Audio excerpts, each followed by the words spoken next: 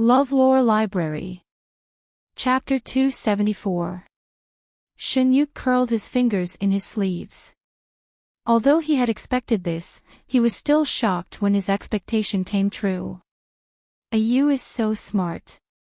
You can see my intentions. I admit that I don't want to see you get married and have children. Shang Junlin lowered his head and said in a low voice. What does your majesty plan to do? Let me enter the palace. Shin-Yu raised his eyes. Does you want to enter the palace? Shang Junlin threw the question back. If you doesn't want to, I won't force you. Shin-Yu had to admit that when he heard this answer, he was moved. Shang Junlin was the emperor. As long as he wanted, he could get anything. If he wanted Shin-Yu, he only needed to give a signal and a lot of people would be willing to do it for him. Shin-Yu's opinion was not important. However, Shang Junlin did not do this. He had been restraining himself. He only revealed a hint at certain times. After some time, he would restrain his feelings and leave the choice to Shin-Yu. Shin-Yu was right. From the beginning to the end, he was the one who decided to start. Similarly, once he chose to start, the end would not be decided by him. I don't want to enter the palace. Shang Junlin's connivance made Shin-Yu have presumptuous thoughts. He stepped on the tip of the knife and tested Shang Junlin's bottom line little by little. Okay. Shang Junlin agreed without any reluctance. He was not surprised by this result. Other than entering the palace, I can consider other things.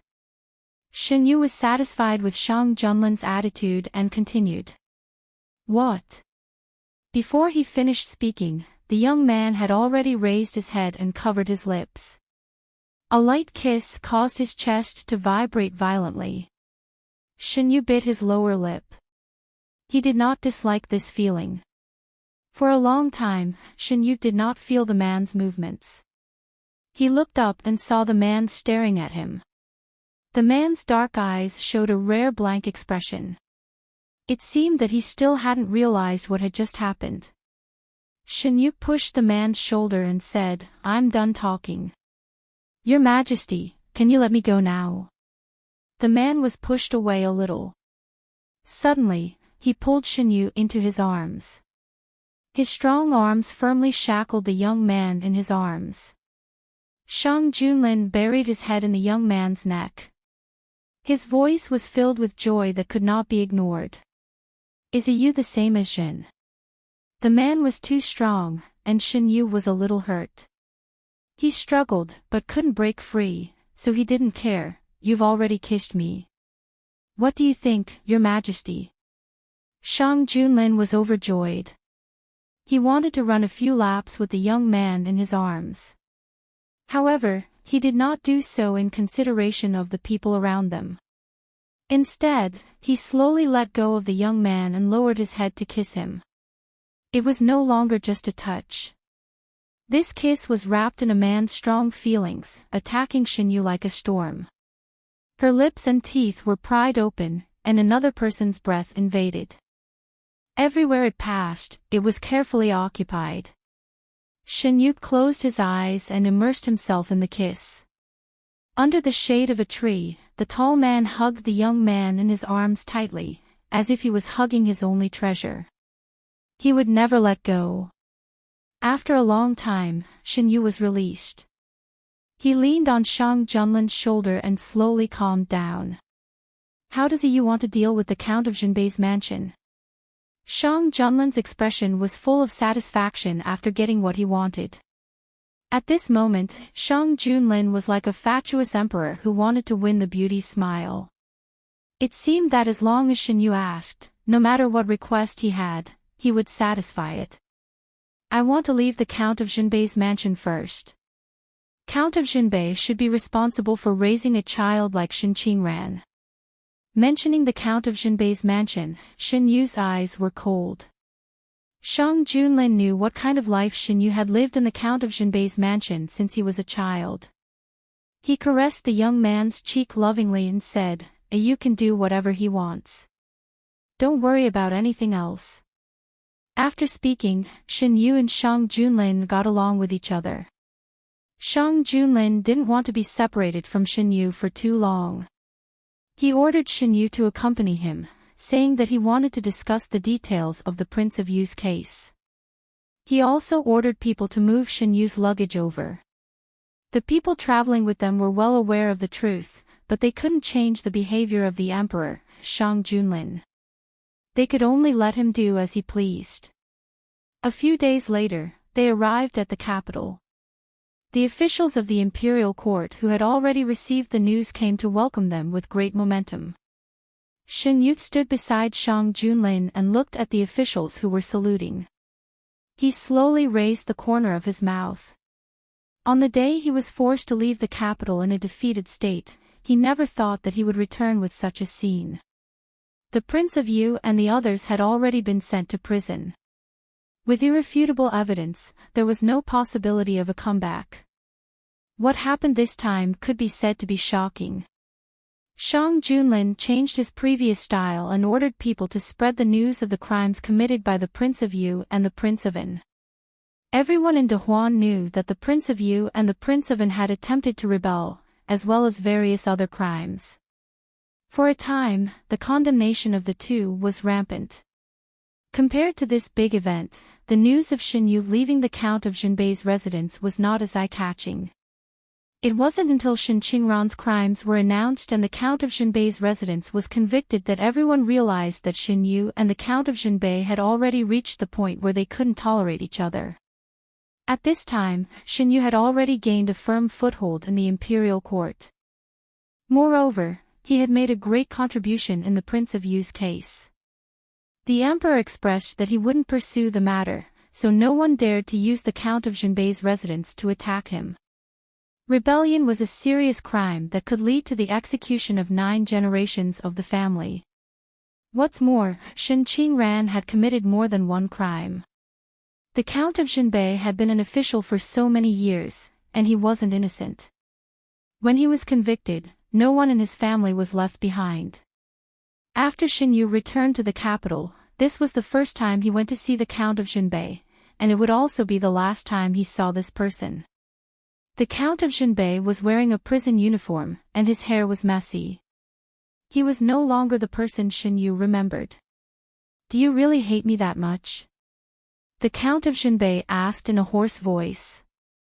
He raised his head and looked at his son who was respectfully brought in by the jailer. At this moment, he had a feeling that he had never understood this child. "There's nothing to hate. I just don't know how you feel about Shen Qingran, who you have painstakingly cultivated, being implicated by him and your entire family being convicted." Shen Yu knew how to poke at a person's sore spot, so he spoke without mercy. Sure enough, the Count of Jinbei's face became extremely ugly after hearing his question. "You really don't care about your blood relations. Today you destroyed the Count of Jinbei for power. How do you know what will happen to you in the future?" The Count of Jinbei's eyes were about to burst. He was determined to strengthen the Count of Jinbei, but now the Count of Jinbei's family ended up like this because of the child he had loved since childhood. "You can rest assured that no matter what, I won't end up like you." The calmer Shen Yu was, the more the Count of Jinbei wanted to break his calmness. He couldn't accept the current result, especially after he knew that it was all thanks to Shen Yu.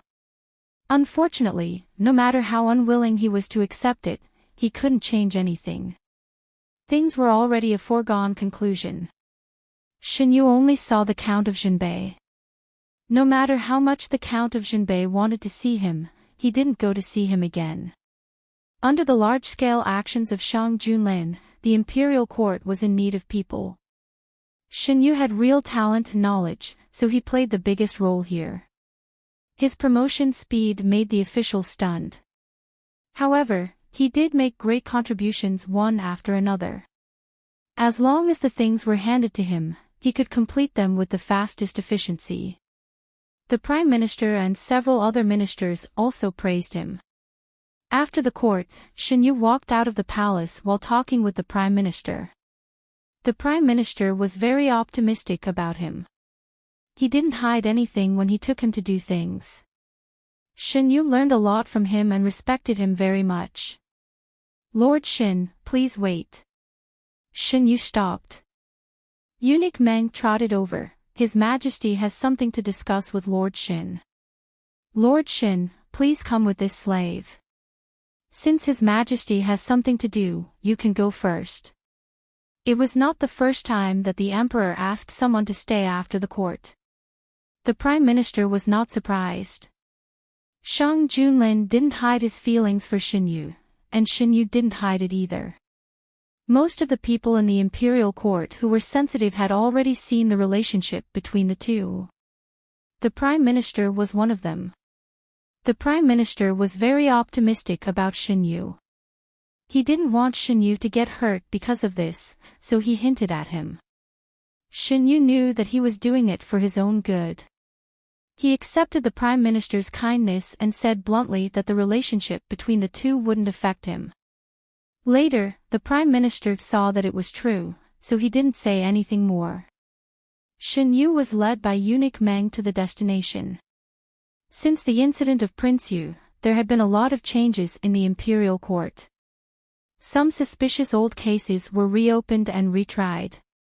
Those who shouldn't have been convicted were cleared. This included Jiang Huiqing's involvement in the imperial exam fraud case.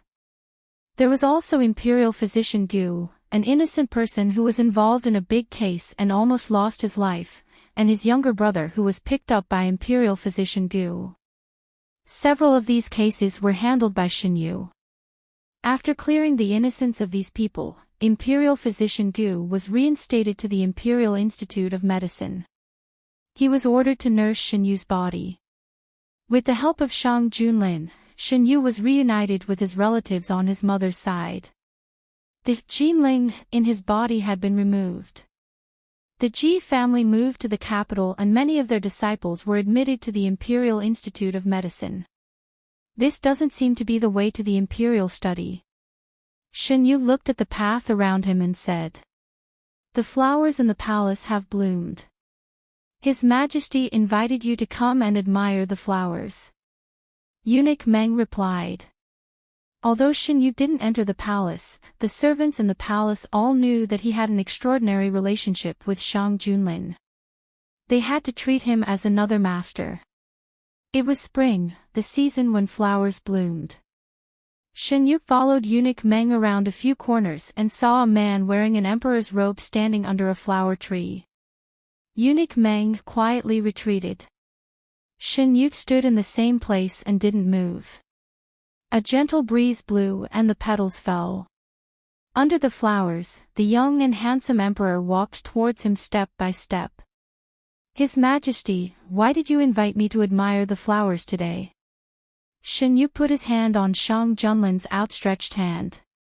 Shang Junlin held his hand and walked inside. "Didn't you say that he wanted to paint a spring scene? The scenery here is good. You can paint it." Shin Yu remembered that he had said this to someone before. The person he was talking to wasn't Shang Junlin, and the place he planned to paint wasn't the imperial palace. "Where did your Majesty hear this from?" "No matter where I heard it from, Yu hasn't painted for me before. How can he paint something else first?"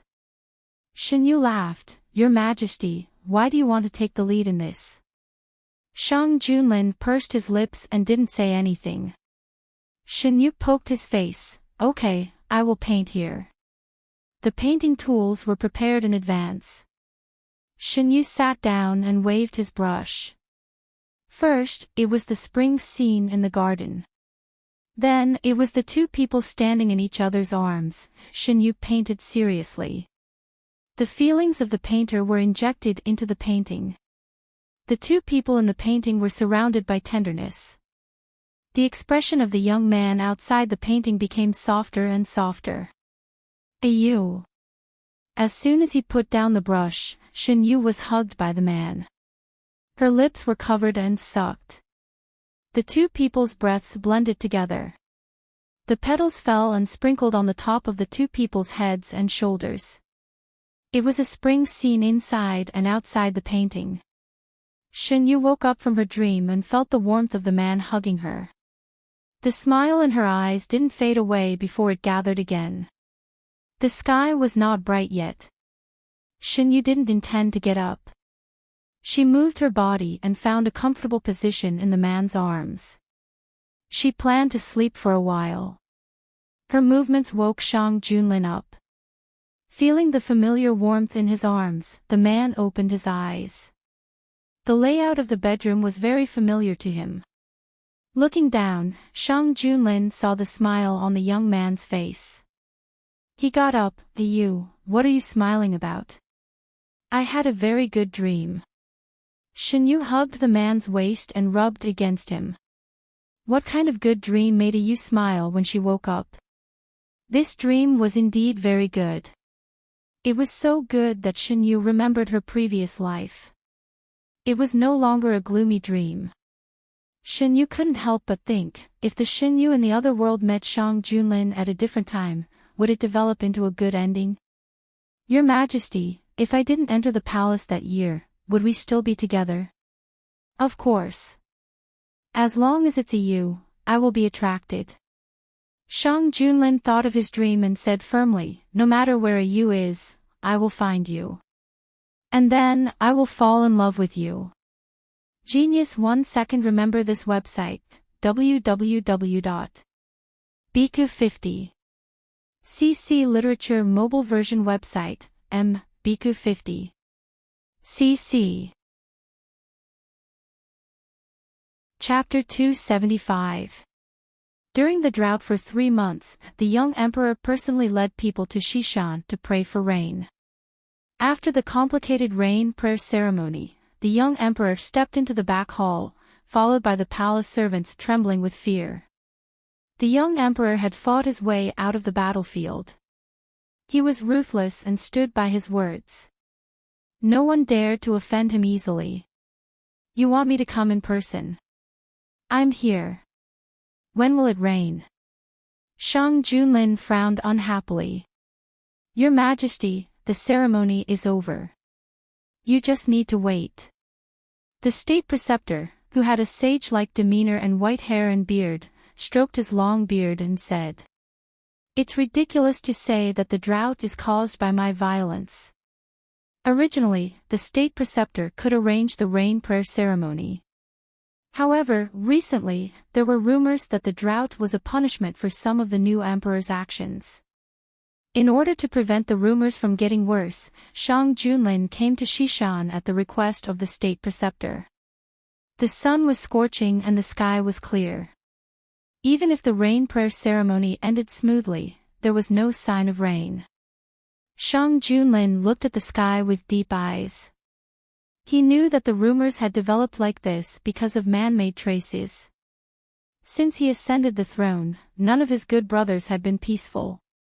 He had found out that this matter was related to them.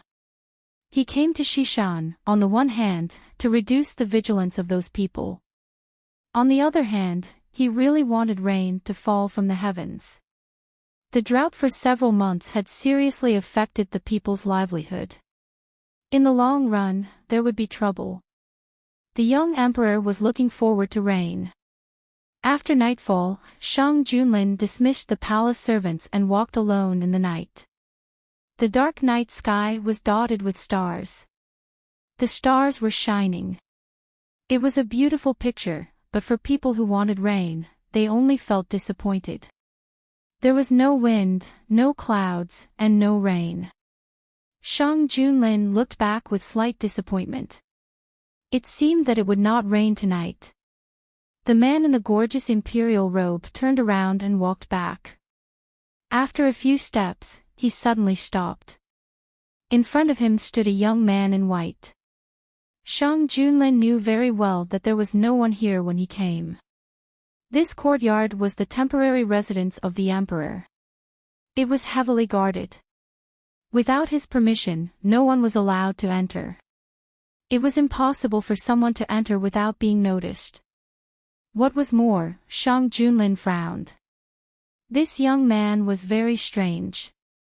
His body was surrounded by a clear radiance, and his ankle-length hair was whiter than snow.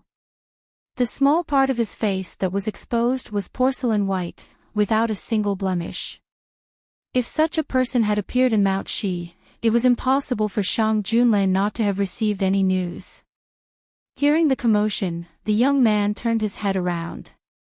Shang Junlin stood rooted to the ground. He could not bring himself to ask the question that was on the tip of his tongue. The young man had a beautiful appearance. Under the moonlight, his exquisite facial features were so perfect that he didn't seem like a real person. His long hair that was like snow added a touch of mystery to him, making him look like an immortal who was untainted by the mortal world. I heard someone praying for rain. Is it here? The young man's voice had a strange rhythm, but Shang Junlin didn't have time to think about it, because the meaning of the young man's words was worth pondering. What did he mean by, heard someone praying for rain? He asked tentatively, are you here for the rain?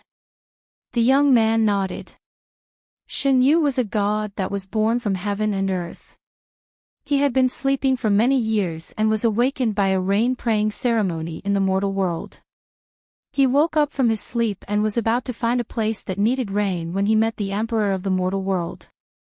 If Shen Yu had met the state preceptor who was in awe of the gods, he would have been treated like a god. However, he met Shang Junlin, the emperor of the mortal world. The emperor didn't intend to treat the immortal with respect.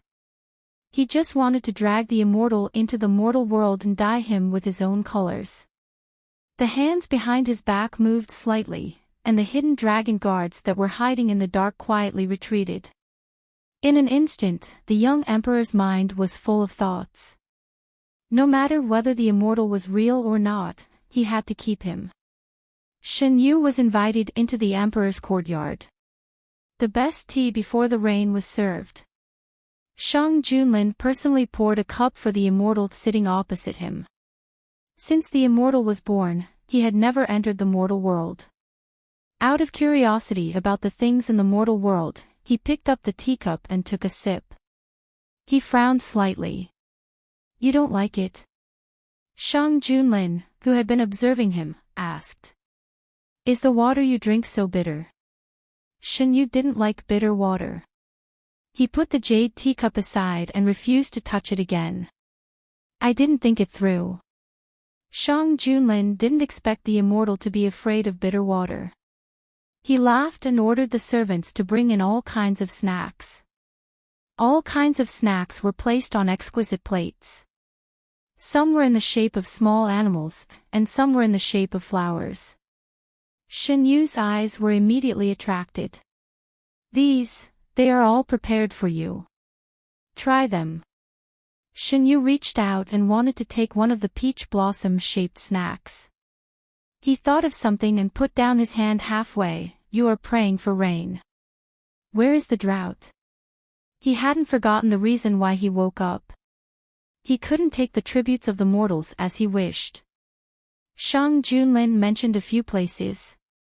Without exception, they were all places with severe drought, including the capital.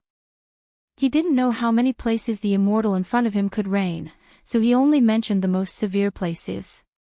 If it's difficult, don't force yourself. The drought has been going on for a long time. There's no need to rush. Shang Junlin couldn't help but remind him. He didn't know why, but he didn't want the immortal in front of him to get hurt because of the rain. I know. Shen Yu nodded. Because of the long sleep, his power wasn't at its peak. However, the rain he made in these places wasn't affected. Do you need an altar? No, it'll be done soon. Shen Yu wanted to end this quickly. Everything that happened next was like a magnificent dream to Shang Junlin.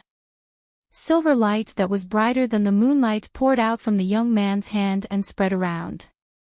The young man was in the air. His white clothes fluttered without wind, as if they were one with the silver light. The wind started to blow. Dark clouds gathered and blocked the moon and the galaxy. The young man became the only light between heaven and earth. No one could refuse such a beautiful scene. No one except Shang Junlin knew about such a strange phenomenon. Even though it was the first time Shen Yu did such a thing, he knew that some things shouldn't be revealed to mortals.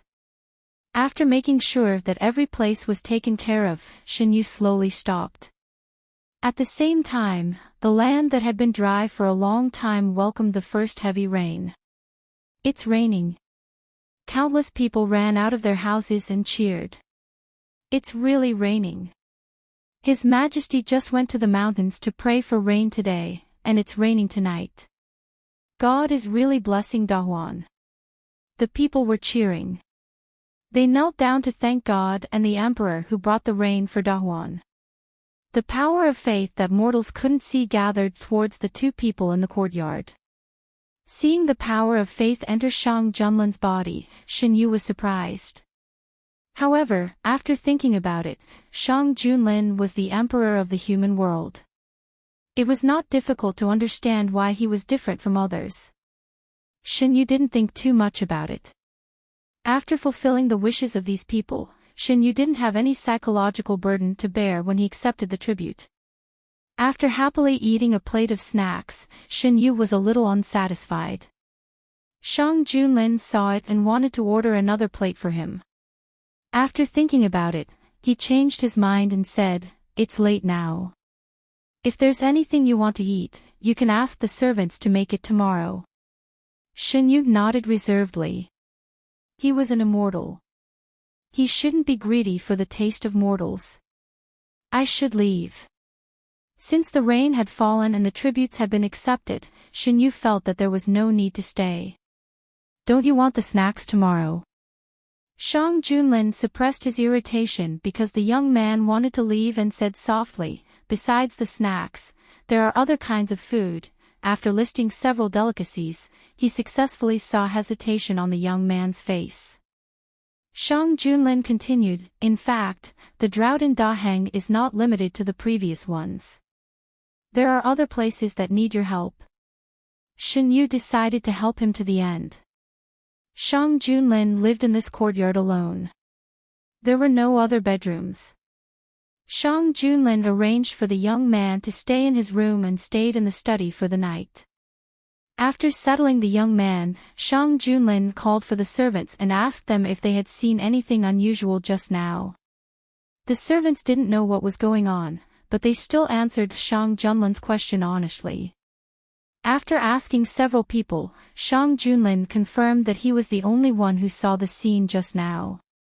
Realizing this, Shang Junlin's heart skipped a beat. The feeling of being treated differently was too good. He couldn't help but want more. Before dawn, good news of rain came from all over the country. Shang Junlin stood in the study and listened to the reports from his subordinates. The places where the rain fell were mentioned by him to the white-haired young man. "Your Majesty, the state preceptor asks for an audience." Shang Junlin was about to see Shen Yu. He ordered people to guard around the bedroom. Without his permission, no one was allowed to go in and disturb the people inside. If the people inside came out, they must report to him immediately.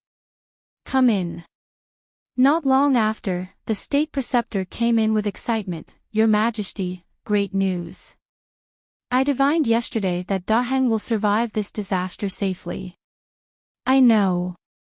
Shang Junlin thought of the immortal who was placed in his room, and there was a faint smile in his eyes. There has been heavy rain in the places where the drought is the most serious. After this, the rumors among the people will be dispelled. The state preceptor talked a lot. He was too excited. After praying for rain yesterday, he was worried and divined, but the divination was not good. After nightfall, he was worried and divined again. The divination changed from the past to great luck. The state preceptor came to discuss with Shang Junlin the follow-up matters of praying for rain. At the beginning, they made two plans. Whether the praying for rain was successful or not, there would be corresponding countermeasures. The rain prayer ceremony is over. Your Majesty can go back to the palace first. I am here. No, Shang Junlin refused without thinking. There are so many places in Dahang that are affected by the disaster. Now only some places have been alleviated. How can we give up halfway? Your Majesty, what do you mean? The rain prayer ceremony will continue. You go to check the ancient books and do everything according to the highest specifications. Your Majesty. The state preceptor did not understand why His Majesty, who had always been dismissive of the gods, suddenly cared about this matter. However, since His Majesty was willing to pray for rain sincerely, he was naturally happy to see it happen. Does the state preceptor think that there are really immortals in this world? According to the records, there should be, but immortals do not easily enter the world. It is difficult to see them under normal circumstances. The two talked for a long time. Because Shang Junlin suddenly became interested in the gods, the state preceptor talked for a long time. It was not until there was movement outside that he stopped. What's the matter? Eunuch Meng went out and came back with a young man behind him. White clothes, white hair, and an extraordinary temperament. Just by standing there, he could attract everyone's attention. The state preceptor stood up abruptly and looked at the young man in white in disbelief. Genius 1 second. Remember this site address, www.biku50. CC Literature Mobile Version Reading URL, biku50. CC. Chapter 276. Your Majesty, this. The state preceptor was trembling and felt that he could not stand properly. This was a real immortal, not recorded in the ancient books, but standing in front of him. The state preceptor had been intelligent since he was young. He was able to take over the position of state preceptor from the previous state preceptor, which showed his ability. Therefore, he clearly realized that the white-haired young man who followed Eunuch Meng was the immortal recorded in the ancient books. State preceptor, you should leave. The state preceptor did not want to leave at all, but the emperor had spoken and there was no room for negotiation. He could only suppress the excitement in his heart and leave. Feeling the pure and majestic power of faith, Shen Yu could not help but look at the state preceptor. Shang Junlin walked down and stood between the two of them. The meal is ready. Shall we eat first? Shen Yu was here for this, so he gently nodded. Eunuch Meng immediately went down to serve the meal. He did not know the origin of the white-haired young man, but from the emperor's attitude towards him, he concluded that he must serve him well. This place is a little small. Come with me. Shang Junlin naturally held the young man's wrist and led him out. The feeling of being in contact with someone for the first time was very strange. Shen Yu tilted his head and looked at the man. What's wrong? Shang Junlin did not seem to feel the problem, and his expression did not change. He did not know that it took all the self-control of the emperor to maintain such an expression. Shang Junlin ascended the throne at a young age and held the power of the world. It was destined that there would be people who would try their best to give him whatever he wanted. Only the white-haired immortal was not bound by the mortal world and could only take things slowly. The man's expression was so calm that Shen Yu felt that he was making a fuss over nothing. He looked at the hand that was holding his wrist and slowly withdrew his gaze. Shang Junlin felt relieved when he saw that the emperor did not intend to blame him for his bold behavior and did not dislike it. Are you mortals always so close to each other? Shen Yu's fingers, which were hidden in his wide sleeves, curled up unconsciously as he felt a steady stream of heat passing through his clothes and into his skin. Only people who are close to me are like this. While they were talking, Shang Junlin had already led them to the dining hall. Everything used by the emperor was of the highest standard. Under Shang Junlin's instructions, the emperor was given the highest quality equipment. The immortal who had been sleeping for many years had never seen such a scene. Looking at the table full of dishes, he couldn't take his eyes off it. After dismissing the servants, Shang Junlin personally explained to the immortal, "For this dish, use the freshest part of the belly of the fish, as well as the dishes were introduced one by one, Shen Yu tasted them one by one." Since Shang Junlin was not clear about the young man's preferences, he ordered his men to make a variety of flavors.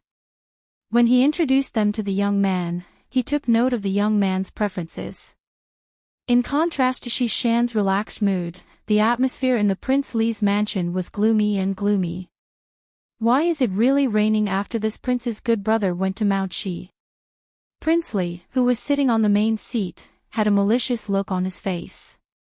Could it be that even the heavens are helping him? "Your Highness, please calm down," said a middle-aged man in a Taoist robe. "How can this prince calm down? It was you who vowed that it would not rain in the near future, so this prince thought of a way to let this prince's good brother go to Mount Shi in person. And the result? On the night of the rain prayer ceremony, there was heavy rain in several places where the drought was the most serious. The result of this poor Taoist's divination is that there will be no rain in a month, no, 2 months, and the drought will only get worse and worse. Su Daozhang, it's not that this prince doesn't believe in your ability, but the news sent back by a fast horse can't be false. It was not easy to have such a good opportunity to take advantage of it. How could Prince Li let it go easily? Your Highness, don't worry. Don't you still have that thing in your hands? As long as you have that thing in your hands, how can a mere rain solve the drought? Su Daozhang said unhurriedly. Daozhang is right, Prince Li suppressed the anger in his heart. I'll have to trouble you for the next matter. Su Daozhang waved his horsetail whisk. About what this poor Taoist said before, Your Highness, I agree. As long as this plan can be carried out smoothly, you can do whatever you need to do. Shang Junlin heard about the abnormal situation in Prince Li's mansion through the mouth of the hidden dragon guards. Find out the secret they are hiding.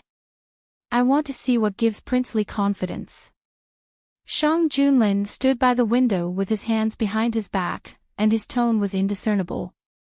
Yes. As if they had appeared, the hidden dragon guards quietly retreated. Is it going to rain today? Since that day, Shen Yu felt that he had been worshipped by the emperor of the human world, so he should solve the emperor's problems. But before he could do anything, he was stopped by the other party. Therefore, the rain stopped after a day and a night. The next few days were as before, with the sun shining high in the sky. But, at least there was a rain, which meant that they were not rejected by God, and brought infinite hope to the people. No hurry. Seeing Shen Yu, the expression on Shang Junlin's face instantly softened. What do you want to eat today? I can't just accept the worship and not do anything. Shen Yu thought that he was a very practical god, and was different from the other gods who did not do anything. It's just some food, how can it be considered worship? The real worship is still being prepared. When the time comes, it won't be too late for you to reign. Shang Junlin had already ordered the preparation of the worship. The immortal who was worshipped by him should naturally enjoy the best offerings in the world. After a few days of interaction, Shen Yu realized that Shang Junlin could be very stubborn in certain areas, but if he showed even the slightest dissatisfaction, Shang Junlin would quickly change his mind. Until now, Shen Yu had been living very comfortably in this place. He believed that Shang Junlin would arrange everything well, so he did not say anything more. It was just raining. To him, it was very easy, and it could rain any time. What he did not know was that Shang Junlin squeezed out a lot of time to accompany him, intentionally or unintentionally preventing others from getting close to him.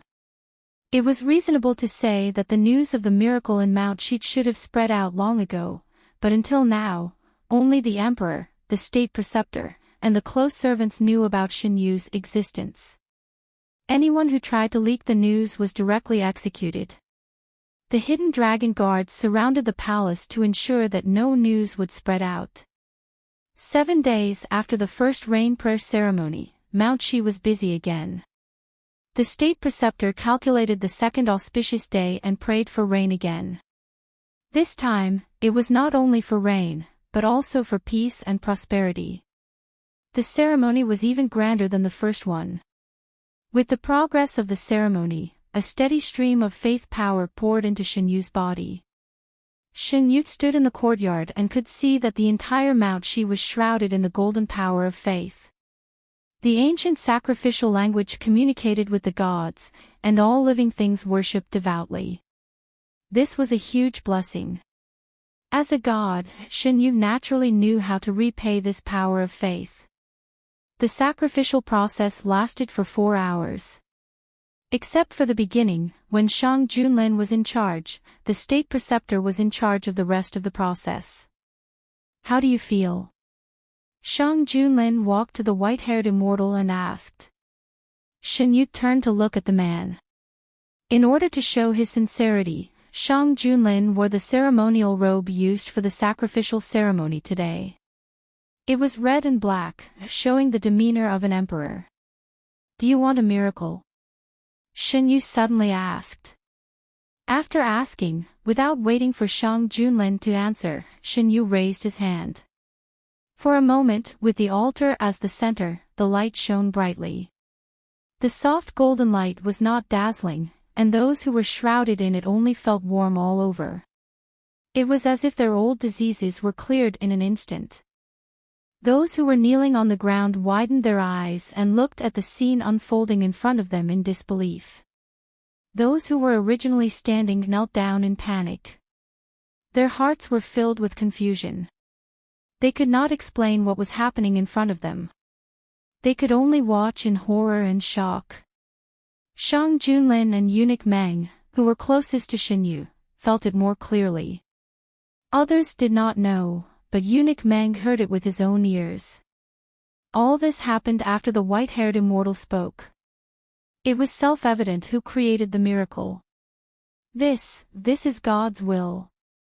There was a sudden commotion in the crowd.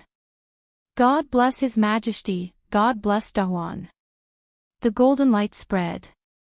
Looking from afar, the entire Mount Shi was wrapped in gold. In less than a quarter of an hour, the news of the miracle in Mount Shi spread.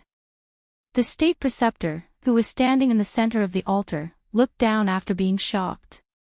As expected, he saw the white-haired immortal standing beside the emperor. The immortal should have been highly worshipped. The state preceptor began to prepare when he knew the existence of the white-haired young man. Unexpectedly, he was mercilessly refuted after he mentioned it to the emperor. The state preceptor could still remember the expression of the young emperor at that time. His words were full of possessiveness. While he was shocked, it was not that he did not remind him, nor did he not try to change it. In the end, the immortal was protected by the emperor. Even he could not meet him in private. The immortal was willing to send the miracle. It seemed that the emperor did not anger him at present. The state preceptor's heart slowly relaxed a little. From the moment the emperor ordered to change the rain prayer ceremony to a more grand blessing ceremony, the state preceptor knew that the emperor was concerned about the immortal who suddenly appeared in Mount Shi. He did not know whether it was a good thing or a bad thing. The state preceptor sighed heavily in his heart and continued to preside over the ceremony. In any case, this miracle brought them too much benefit. Because of the miracle, the ceremony was carried out more enthusiastically. Xinyu felt the continuous power of faith, and the corners of his mouth raised slightly. You don't like it? Noticing Shang Junlin's complicated eyes on him, Xinyu whispered. No, I like it very much. Shang Junlin restrained the complicated emotions in his heart and couldn't help but reach out and touch Xinyu's head. Thank you. The young man may not realize what kind of change his spontaneous behavior would bring. As the beneficiary of this change, Shang Junlin would never forget it. Xinyu couldn't help but rub the hand on the top of his head. He secretly breathed a sigh of relief. These days, he had been treated well, but he didn't do anything. He felt very apologetic. Now, he finally did something for his mortal friends. After the ceremony, the golden light did not dissipate for a long time. Shen Yu's hand was held again. Will the miracle cause harm to your body? Shang Junlin held the young man's hands and asked him to stop immediately if it would affect him. No. Shen Yu looked at the crowd bathed in the golden light. This light is good for the body. You can shine more on it. The golden light around Shang Junlin was more intense than other places. The preferential treatment of the immortal was visible to the naked eye. Shang Junlin felt it, which made him want more. Genius 1 second remember website, www.biku50. CC Literature Mobile Version Reading URL, biku50. CC. Chapter 277. Shen Yu didn't think much about being called Yu. 2 days ago, after Shen Yu and Shang Junlin got closer, the other party asked for his name. Shen Yu told him his name, and Shang Junlin started to call him Yu. He said it sounded intimate. Shen Yu knew that the other party was the emperor of the mortal world, so he followed the others and called him Your Majesty. You don't belong to the mortal world, so you don't have to follow the rules of the mortal world. You can just call me by my name. Shang Junlin told him his name. I think Your Majesty suits you very well. In Shen Yu's eyes, a man wearing a black emperor's costume was born to be a king. He didn't care too much about how to address him. He just called him whatever he was used to. Shang Junlin couldn't persuade him. Seeing that there was no reluctance in Shen Yu's expression, he let him be. Your Majesty, do you want me to go back to the palace with you? Shen Yu was tempted. These days, he didn't do anything else but accept the feeding of the emperor of the mortal world. It was also at this time that he realized that there were so many delicious foods in the mortal world. It was completely different from what he remembered. Seeing that he was tempted, Shang Junlin tucked the young man's hair behind his ear and said, not only the palace, but there are also many restaurants in the capital. They gather all the delicacies from all over the world. As long as a Yu wants to eat, you can eat it. As an emperor, he was best at reading people's minds. Although Shen Yu was an immortal, he was more good-looking and knowledgeable than ordinary people. Shang Junlin slowly threw out the bait and waited for the immortal to answer. A Yu's reign helped me a lot. According to the rules of the mortal world, I should treat you well to show my gratitude. In order to coax the immortal to go back to the palace with him, Shang Junlin said, or a Yu has other places to go. Do I have other places to go? Shen Yu thought about it.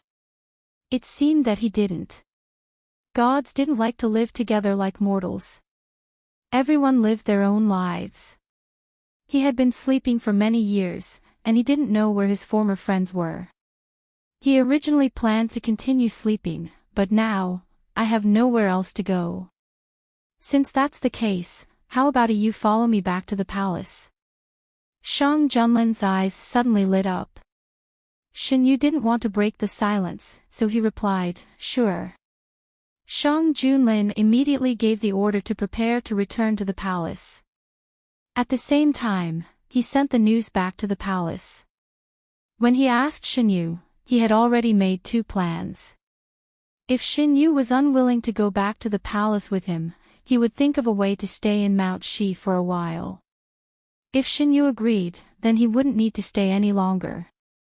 As the head eunuch who served by the emperor's side, Eunuch Meng was the first to receive the news. He was extremely surprised. Early in the morning of the day of departure, Mount Shi was busy. The arrival and departure of the emperor were big events, not to mention that there was another person with a special identity. Shang Junlin held Shen Yu's hand and boarded the emperor's carriage. One morning, Shang Junlin woke up to the sound of birds chirping. Following the sound, he found a young man in white standing by the stream in the woods. Several familiar white birds were flying around him. Why are they following us? Shang Junlin often saw white birds flying around the young man since he saw the spiritual sparrows around Xinyu on the first day. Didn't His Majesty say that the state preceptor wanted to raise one? I asked them. These two are willing to be raised. Shang Junlin found that there were two white birds in the young man's hand. The two spiritual sparrows were round like two white glutinous rice balls. Their feathers were fluffy and round. They fell on the young man's palm and enjoyed the young man's behavior of combing their feathers. Are they for the state preceptor? Shang Junlin felt a little uncomfortable. He hadn't received anything from the young man. They are willing. Xinyu corrected him. Okay, they are willing to be driven by the state preceptor. Although the spiritual sparrows were small, they were very beneficial to practitioners. The state preceptor woke up from his sleep and saw eunuch Meng beside the emperor. State preceptor, hurry up. Eunuch Meng rarely urged people like this. The state preceptor didn't dare to delay. He quickly tidied himself up and went to see Shang Junlin under eunuch Meng's lead. When he arrived, Shang Junlin was talking to the white-robed deity with his head lowered. They were very close to each other. The state preceptor frowned and thought to himself, isn't His Majesty a little too close to the deities? Of course, he hoped that His Majesty would pay attention to the existence of the deities. He hoped that he was overthinking. State preceptor, you are here. Shang Junlin turned around. Greetings, Your Majesty. The state preceptor bowed respectfully. Xinyu also turned around. As soon as he turned around, the state preceptor saw the spiritual sparrow resting on his arm. I called you here because you heard that you want to raise spiritual sparrows. Coincidentally, there are two spiritual sparrows in Xishan who are willing to be raised. Shang Junlin stretched out his hand in front of the spiritual sparrow. The spiritual sparrow reluctantly jumped onto his hand. In the future, you must treat them well. Shang Junlin held the spiritual sparrow and walked in front of the state preceptor. The state preceptor took the spiritual sparrow in a daze. The spiritual sparrow that he had wanted for most of his life was now in his hands. I will definitely treat them well. All right, you can leave now. Shang Junlin said lightly. The state preceptor's long-cherished wish was finally fulfilled. It was the first time Xinyu came to the palace. Everything was new to him. Shang Junlin stopped in his tracks and said, why didn't you ask the palace servants to take you there? I don't want to go with anyone else. I only want to go with you. Xinyu answered without thinking.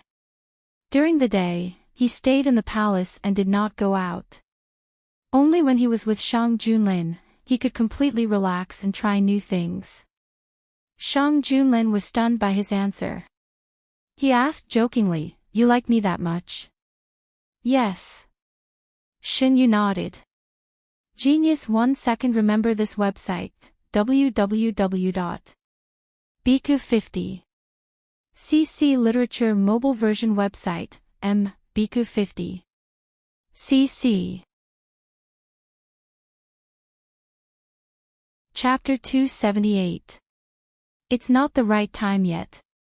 Shang Junlin warned himself in his heart. Of course, he knew that the young man didn't like him, but this kind of trust was too hard to resist. The young emperor didn't intend to resist. Meng Chang, go and arrange it. Yes. Eunuch Meng bowed his head and left. I'll go and change my clothes first. Shang Junlin took Xinyu to the bedroom and asked, are you used to staying in the palace? It's good here. After receiving Shang Junlin's orders, the palace servants who were transferred to serve in the sleeping quarters all knew that the identity of the people living inside was extraordinary. Because they had been warned in advance, they did their best.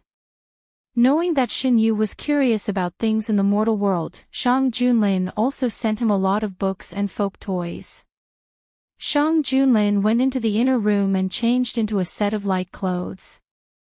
Shin Yu looked at him and asked, "Do I need to change my clothes? I thought you wouldn't wear mortal clothes." Shang Junlin didn't think about changing Shin Yu's clothes, but he was afraid that it would be disrespectful. Since the young man appeared, he had been wearing a white robe. Shang Junlin asked the state preceptor, and the state preceptor said that the immortals' clothes were all transmogrified with magic, so they wouldn't be stained with the filth of the mortal world. Shang Junlin also touched Shin Yu's clothes. It was cold to the touch, like touching a cloud. He couldn't feel the real touch. This kind of material couldn't be produced in the mortal world. Shin Yu looked down at his clothes, which were transmogrified according to the description of the mortal world. "My clothes are not the same as yours." Shang Junlin saw that Shin Yu didn't feel offended, so he found a set of clothes that he hadn't worn before and handed it to him. "I haven't worn these clothes yet. If you like them, I'll ask the Imperial Household Department to make a few new sets for you tomorrow." Shin Yu took it over. Shang Junlin's clothes were mostly black, and the one in Shin Yu's hands was also black. She curiously turned it over a few times, and a soft white light flashed. When the white light was extinguished, Shin Yu had already put on the clothes. Shang Junlin wanted to ask, "Do you need my help?" but he could only swallow his words. Shang Junlin was a little taller than Shin Yu, so the fitting clothes were a little too big for Shin Yu. Shang Junlin walked closer and lifted the hem of the clothes for him. Zhaohua Palace. The huge bathtub was located in the center of Zhaohua Palace. Steam was rising from the bathtub. Eunuch Meng led a few palace servants to sprinkle flower petals into the bathtub. After everything was ready, Eunuch Meng asked the others to leave and waited alone for the arrival of Shin Yu and Shang Junlin. When they came closer, Eunuch Meng couldn't help but open his eyes wide, because he saw the clothes of the young man walking beside the emperor. As the emperor, even if he was wearing casual clothes, Shang Junlin's clothes were embroidered with dragon patterns that symbolized his status. And the young man's clothes were embroidered with dark dragon patterns. It was obvious that the young man's clothes belonged to Shang Junlin. His Majesty actually let the immortal wear his clothes. After a moment of surprise, Eunuch Meng quickly adjusted his emotions. No matter how many waves were in his heart, he didn't show it on his face. "You can leave first." Walking into the main hall, the hot air hit their faces. The bathtub was in the center of the main hall, and it occupied a large area. The bathtub was filled with flower petals, and the bottom couldn't be seen. Seeing the bathtub full of flower petals, Shang Junlin sighed in relief. At the same time, a faint sense of loss emerged in his heart. Shaking off this feeling that shouldn't have appeared, Shang Junlin said, "Take off your outerwear before you go in." Hearing this, Shin Yu, who was squatting by the bathtub, stood up. "You don't have to wear everything, no." In order to prevent him from saying something more damaging, Shang Junlin hurriedly pulled him up and took off his outerwear, shoes, and socks. "Okay, just go down like this." Barefoot, Shin Yu stepped on the jade steps and walked step by step into the bathtub. The temperature of the bathtub was just right. His body submerged in the water, and his soaked black robe stuck to his shoulders. The water droplets slid down and meandered down, and below his shoulders were covered by the red flower petals. "It's so comfortable." Shin Yu found a place near the edge and squinted comfortably. "Is His Majesty not coming down?" Shang Junlin took off his outerwear and went into the water. He chose a place not far from Shin Yu and waited. After soaking for a while, Shang Junlin felt movement beside him. When he opened his eyes, he saw the young man swimming to his side, bringing with him a burst of hot air. Shin Yu felt that Shang Junlin was too far away from him. Seeing that the man was resting with his eyes closed, he swam over and used the man's shoulder as a support point to lean on. Soft hair rubbed against the side of his face. Shang Junlin tilted his head, picked up a strand of silver hair floating on the water, and twirled it around his fingertips. A Yu's hair is so long. Are all immortals like this? This was the first time Shang Junlin had asked him about immortals. Shen Yu lifted a strand of his hair and replied, "The length of hair can be changed for us. In fact, my real hair is a little longer than it is now, but it's inconvenient if it's too long. A Yu's hair has already reached his ankles. If it's longer, won't it reach the ground?" Shang Junlin remembered the stories about immortals that he had heard from the state preceptor. He asked curiously, "There's a saying in the world that the length of an immortal's hair represents the immortal's power. A Yu has such long hair, can summon the wind and rain, and solve many droughts. It's obvious that he's a very powerful immortal." It was unknown whether it was because of the hot air or because of Shang Junlin's praise, but the young man's skin was dyed red. His originally white skin looked even fairer under the black robe, like the first snow falling on the branches. Shang Junlin watched the young man's snow-white skin slowly being dyed red, and his throat moved. This was the torture of happiness. However, the young man was unaware of the changes on Shang Junlin's body. He still rubbed against his shoulder and shook his head slightly. "He's not that powerful." Shang Junlin couldn't help but rub the young man's head. "A Yu will always be the most powerful in my eyes." With the power of the country, he would let the young man enjoy the best of everything. Shen Yu was happy to be praised by his friend. He raised his head, and his eyes sparkled. "Your Majesty, do you want to see how I look with my long hair? A Yu is willing to show it to me." Shang Junlin's eyes gradually darkened. After having the idea of making an immortal stay, Shang Junlin, who didn't care much about ghosts and immortals, spent a lot of effort to understand these things. It was rumored that immortals wouldn't easily reveal their real names, nor would they reveal their true identities in front of the world. However, Shen Yu didn't hide these 2 points from him. He could feel Shen Yu's trust and dependence on him from their interactions. Although it was strange for an immortal to rely on a mortal, even if the mortal was the son of heaven, Shang Junlin clearly felt it. He didn't think it was his illusion. Some of Shen Yu's actions clearly showed his trust and dependence on him. Shen Yu didn't intend to hide it at all, such as now. "I'll show it to your Majesty after the bath." Shen Yu didn't think there was anything wrong with showing it to others. However, why did Shang Junlin's emotions fluctuate so much after hearing his answer? In addition to being happy, there seemed to be many other emotions that he couldn't understand. Mortals' thoughts were so complicated and hard to understand. After soaking for a while, Shang Junlin got out of the bath first. On one hand, it was bad for the body to soak for too long. On the other hand, he was worried that he would make a fool of himself if he continued to soak. After Shen Yu swam to his side, he didn't intend to leave. His breath lingered around him. The person who made him feel tempted was still wearing his underwear and didn't guard against him at all. Shang Junlin walked behind the screen to change his clothes. He felt that he had used up all his patience at this moment. After Shang Junlin left, Shen Yu lay on the edge of the bath. He felt that soaking alone wasn't as interesting as soaking with Shang Junlin. He brushed away the petals in front of him and stepped on the jade steps. The sound of water could be heard. Shang Junlin was worried that Shen Yu would have an accident if he left him alone, so he hurriedly tidied himself up and walked out. He saw a white-haired young man in black walking barefoot up the jade steps. The loose clothes were soaked and stuck to the young man's body, outlining his perfect figure.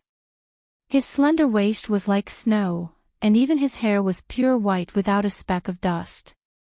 Only the clothes on his body were black, the color that belonged to him. Shang Junlin's unquenchable desire surged again. He smiled bitterly in his heart, picked up the cloak on the screen, and walked over to wrap the young man up. "What's wrong?" Shen Yu didn't understand. "You're not soaking anymore." Shang Junlin tried not to let his gaze fall on the young man. Your Majesty isn't soaking anymore. Why should I? It's my fault. If you want, I'll accompany you next time. Change your wet clothes first. Shen Yu originally wanted to say that he could dry his clothes, but seeing how busy Shang Junlin was for him, he silently swallowed the words that were about to come out of his mouth and obediently changed his clothes. The two soaked for a long time. When they returned to the bedroom, it was already late at night. Shang Junlin helped Shen Yu settle down and turned to leave. It's late. Your Majesty, aren't you going to sleep? Shen Yu saw that Shang Junlin was about to leave and asked. During the day, he had learned from the palace servants that this bedroom belonged to the emperor. Before he came, Shang Junlin lived here. He wasn't an ordinary person and didn't need to sleep every day.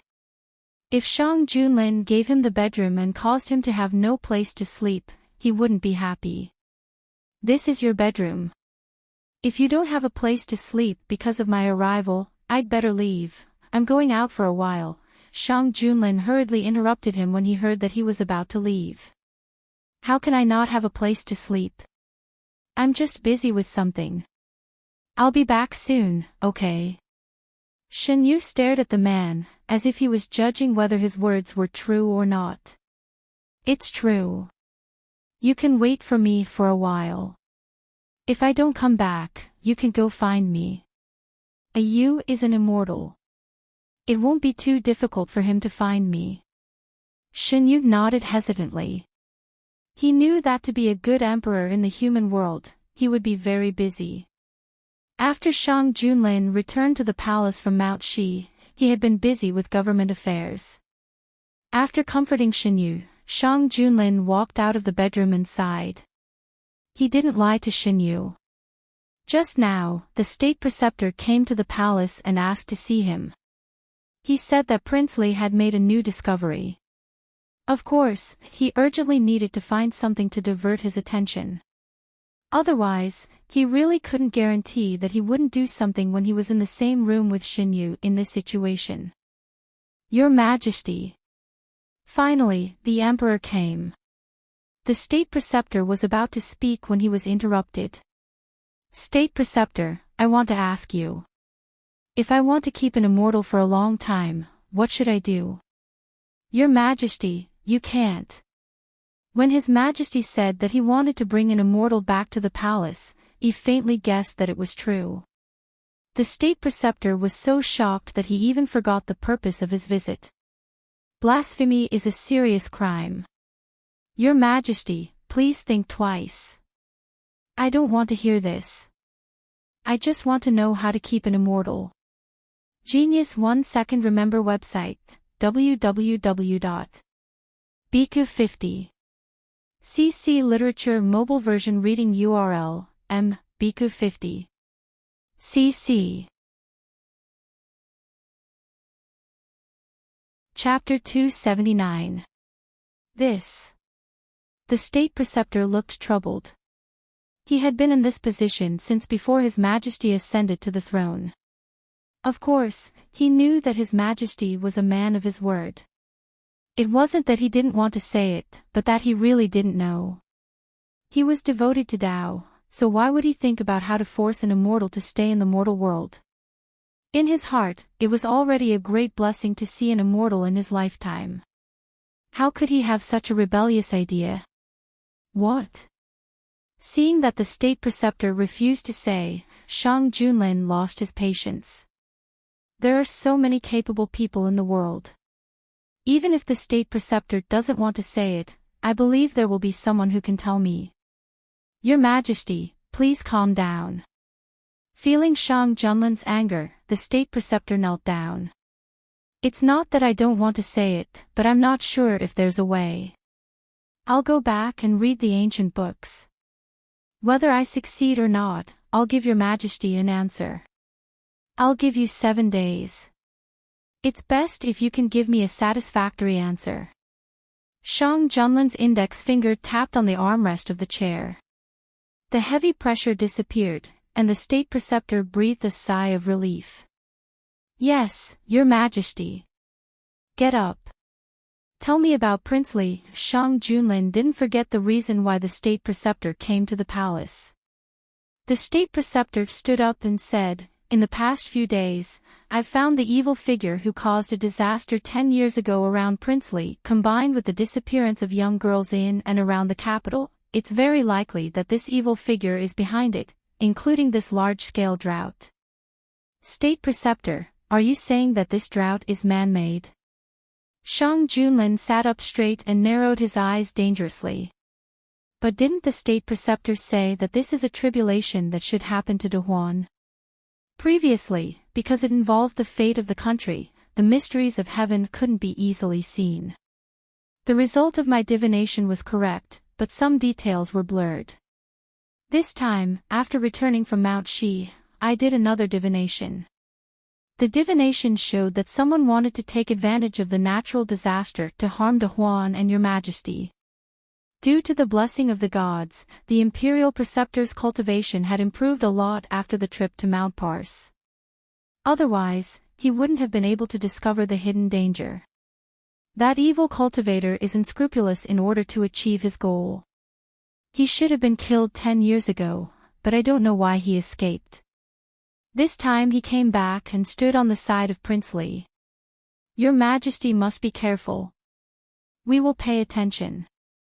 After witnessing the existence of immortals with his own eyes, Shang Junlin would no longer be as dismissive as before.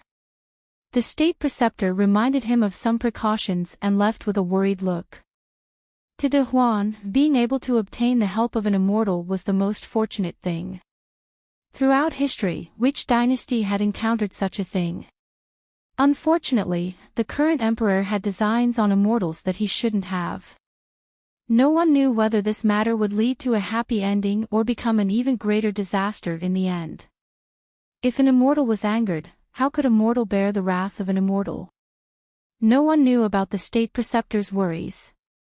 After sending the state preceptor away, Shang Junlin returned to his bedroom.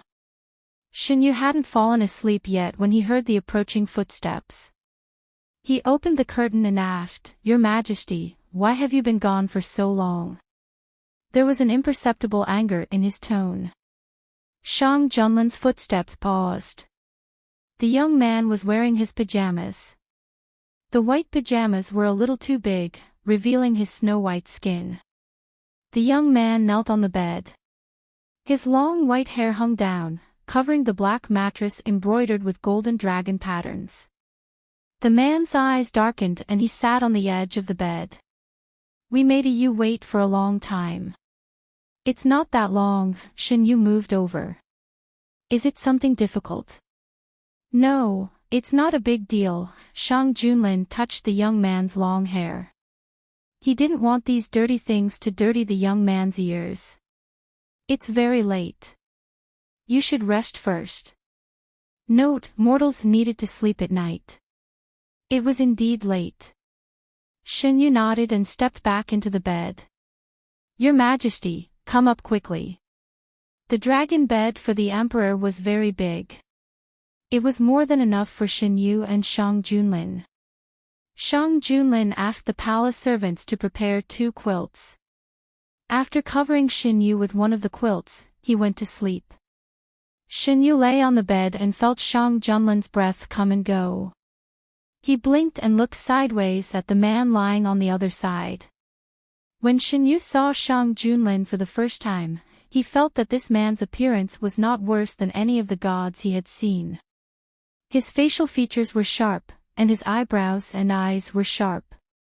He was the type of appearance that Shinyu liked the most. The man closed his eyes. His long eyelashes cast a shadow under his eyes. Shinyu couldn't help but move closer to count his thick eyelashes. Not long after lying down, Shang Junlin heard a rustling sound. Then, another person's breath came closer. What's wrong?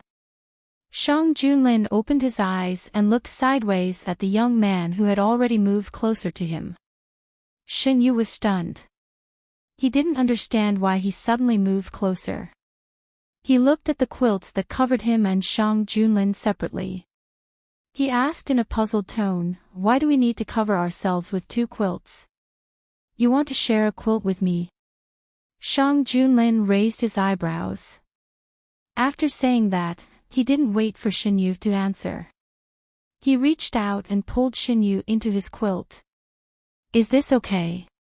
His scalding body temperature came through the thin clothes. Xinyu didn't know why he wanted to shrink back, but this time, the man didn't follow his wishes. He firmly locked him in his arms with his strong arms. "Don't move." His voice was slightly hoarse. Xinyu lowered his eyes and leaned on the man. His body was infected with another person's warmth. His heart gradually calmed down and he fell asleep unknowingly. What he didn't know was that after he fell asleep, the man looked at him with a complicated gaze for a long time. Then, he gently and reservedly kissed his forehead and fell asleep with him in his arms. It was a dreamless night. When he woke up in the morning, Shang Junlin looked at the young man who was sleeping soundly in his arms and the white hair that covered his chest. He moved back a little. Unexpectedly, before he could move back, the young man leaned closer to him and rubbed his head against his neck. Shang Junlin took a deep breath and calmed his restless body. It was too exciting in the morning. Shang Junlin looked down at the young man's peaceful sleeping face. He had an impulse to touch his forehead. However, he was the one who made the decision to let the young man live in his bedchamber. This kind of accompanying sweet torture could only be endured by him. Eunuch Meng walked in with light steps. "Your Majesty, it's time to get up." Shang Junlin carefully pulled Xinyu out of his arms and got up to put on his clothes. After putting on the heavy imperial robes, the man turned back into the decisive young emperor. Only when he looked at the young man did a touch of gentleness appear in his eyes. "Don't wake him up. This slave understands." Eunuch Meng lowered his head and tidied up Shang Junlin's imperial robes. He didn't dare to look at him. When Xinyu woke up, Shang Junlin had already gone to court and he was the only one on the bed. Xinyu, who had just woken up, was a little confused. The bedchamber was quiet. After a while, Xinyu remembered that he followed Shang Junlin to the Dehuan Imperial Palace. Not long after he woke up, Shang Junlin came back from court. In order to be able to spend more time with Xinyu, he moved his official business to the bedchamber to deal with it. Recently, the imperial court was very busy. In addition to the drought, there was also the case of the missing young girls.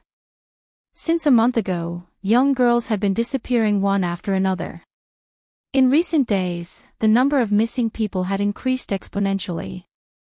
Shang Junlin knew from the state preceptor that this matter was related to evil, so he asked the state preceptor's residents to send people to help deal with it.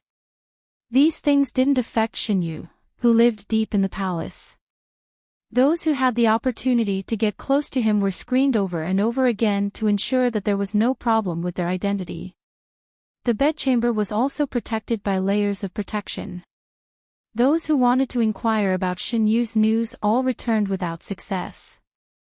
Prince Li's residence. After so many days, there is still no news at all. Prince Li looked at his kneeling subordinates with displeasure. "Your Highness, please forgive us." The subordinates' foreheads touched the ground. Cold sweat soaked their backs. It wasn't that they were weak, but this time the emperor blocked the news too tightly. No matter what they did, they couldn't find any news about the miracle of Mount Parting. "You can't even do such a small thing. What's the use of me raising you?" "Your Highness, you don't have to be angry about this." In order to block the news, even the state preceptor went out this time. "It's normal that your people can't find anything." Su Daozhang walked in slowly. Prince Li took a deep breath and said to his subordinates kneeling on the ground, "You go first." When there were only 2 people left in the room, Prince Li said, "Su Daozhang, you came here. Is the matter done?" "Don't worry, Your Highness. This humble Daoist has already brought it." As long as you place it beside that person, it will be able to absorb his luck for your highness to use. With that, Daoist Su took out a piece of black jade that glowed faintly from his sleeve. When the horsetail whisk brushed it, the dim light became golden. The originally strange jade was suddenly filled with auspicious qi. Seeing this, Prince Li's knitted brows loosened. Thank you, Daozhang. The next thing he had to think about was how to deliver this jade stone to his good brother. As if he knew what he was worried about, Su Daozhang smiled mysteriously. Your Highness, you don't have to worry.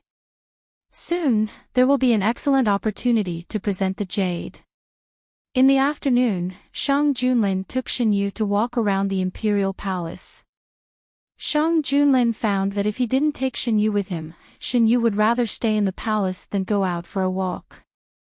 He had to prepare all kinds of toys to put in the palace. There were all kinds of toys, including all kinds of toys suitable for children to play with. This caused people to begin to speculate whether the imperial palace was going to welcome another owner. In a way, this conjecture was partially true. In addition to these, Shang Junlin also asked people to buy a lot of storybooks because he found that Shenyu liked to listen to stories. If he had time, he would read them. If he didn't, eunuch Meng's godson, Meng Yuan, would read them. The scenery in the imperial garden was beautiful. The pavilion in the middle of the flowers had been decorated comfortably. The stone bench was covered with a thick blanket, and the pavilion was surrounded by gauze. There were all kinds of snacks and fruits on the stone table. When Shenyu came to the imperial palace, Shang Junlin used the excuse that the imperial palace had a lot of delicious food. After bringing him back to the imperial palace, in order to fulfill his promise, he ordered the imperial kitchen to prepare different dishes every day. Shenyu had lived in the imperial palace for a few days, but he hadn't eaten the same dishes. Shang Junlin was holding a storybook in his hand, which was said to be very popular recently. The man's voice was low as he narrated the story in the book. Shenyu supported his chin and looked at the man, listening very carefully. He saw the fox-eared boy sneak into the Prime Minister's bedroom. At the most important part, Shang Junlin suddenly stopped. Shenyu waited for a while, but didn't hear anything else. He opened his eyes slightly. Why did your Majesty stop reading? Shang Junlin tightened his grip on the book. He glanced at the young man who was still in a daze and continued, Take off your clothes and walk straight to the bedside. Your Excellency saved this servant's family. This servant should repay your kindness. Genius 1 second. Remember this website, www.biku50. CC Literature Mobile Version Website, Biku50. CC. Chapter 280. Shang Junlin almost blurted out his agreement, but he stopped himself and asked, If that's the case, is you willing to accept it? The man's dark eyes stared unblinkingly at the young man in front of him. His eyes were filled with stars, and they were the most beautiful eyes Shenyu had ever seen. Being stared at by such a focused gaze, Shenyu rarely felt restrained. He thought, would he be willing? That kind of intimate contact. In the novel, the fox-eared young man and the Prime Minister went to Mount Wu to have sex. Outside the novel, the Emperor in black was focused, and the young man in white was slightly lost in thought. After a long time, just as Shang Junlin was about to break the silence, Shenyu opened his mouth. If the person who saved the little fox demon's family wasn't the Prime Minister, would he be willing to use this method to repay his kindness? The little fox demon admires the Prime Minister, that's why he was willing to do this. Shang Junlin answered. Shenyu was deep in thought. Shang Junlin touched the young man's head and explained, they are both in love with each other, that's why they use this method to repay their kindness. If it was someone else, they might have used another method to repay their kindness.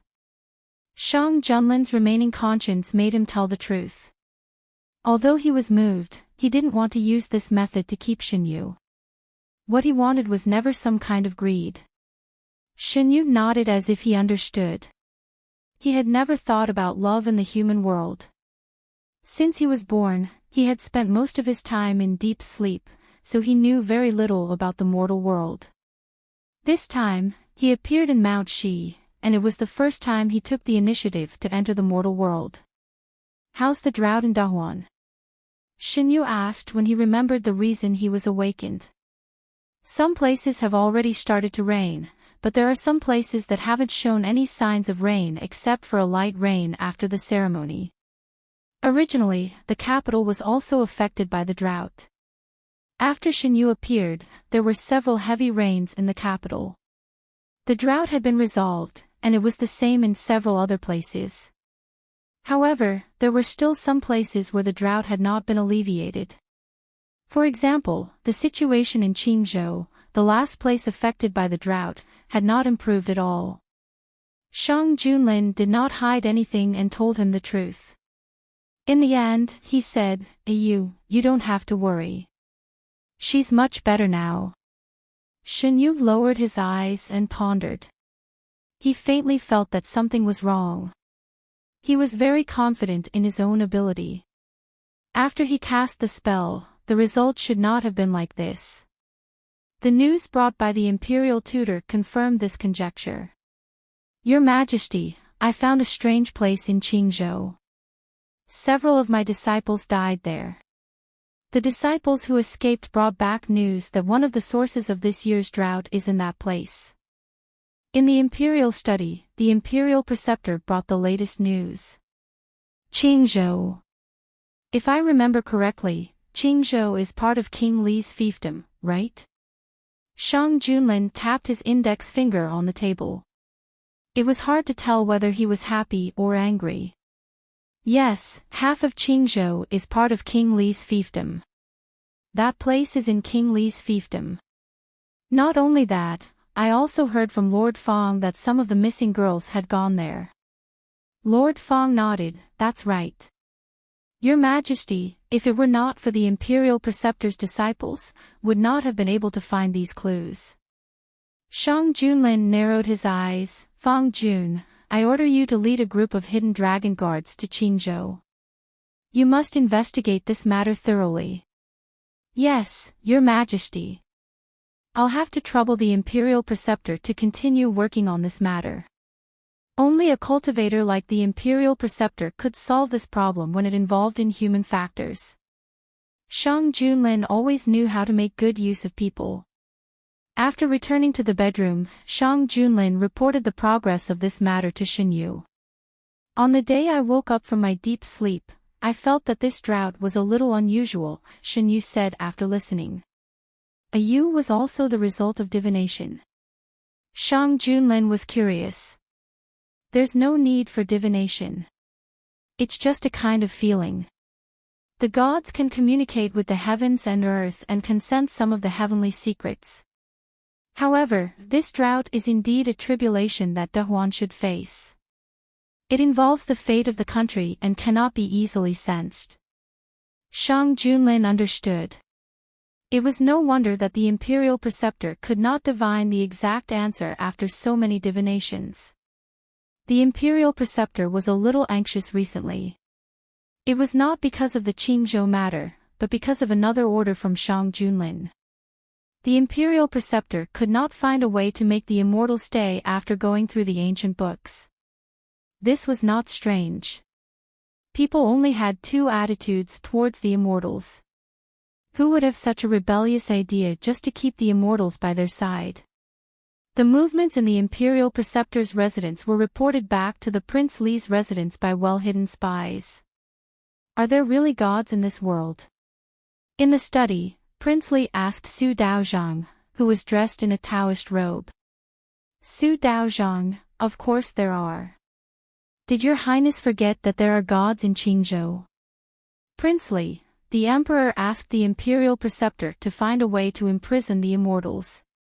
Could it be that the miracle in Mount Shi was really brought by the immortals? Then the person he secretly brought back to the palace was not a prisoner, but an immortal? Su Daozhang, if so, your highness, isn't this our chance? Princely, what do you mean? Su Daozhang, Your Highness, think about it. The Imperial Preceptor can't do it, but I can. It just so happens that the one in Qingzhou can't hold on for long. Now that a new god is sent to our door, isn't it a good thing for us? Princely, even so, how can you be sure that the immortal can be controlled by us? Besides, the immortal is in the hands of my good brother. We can't even see him. Su Daozhang, the emperor did not announce this matter to the world, but concealed the news of the immortal. Your Highness, do you think the immortal is really willing to do this? A dignified immortal is imprisoned in the palace by the emperor of the mortal world. What is this? Princely, in that case, I will think of a way to meet the immortal first. As for the rest, I will leave it to Daozhang. Su Daozhang, Your Highness, don't worry. No one knew the secret of the two. Shen Yu was somewhat concerned about the matter in Qingzhou, so he proposed to Shang Junlin to go to Qingzhou to have a look. I have already sent someone. You and I will wait for the result together, okay? Shang Junlin didn't want Shen Yu to leave at this time. Now he regretted telling Shen Yu about Qingzhou. I will be back soon. For an immortal, going back and forth was just a matter of a moment.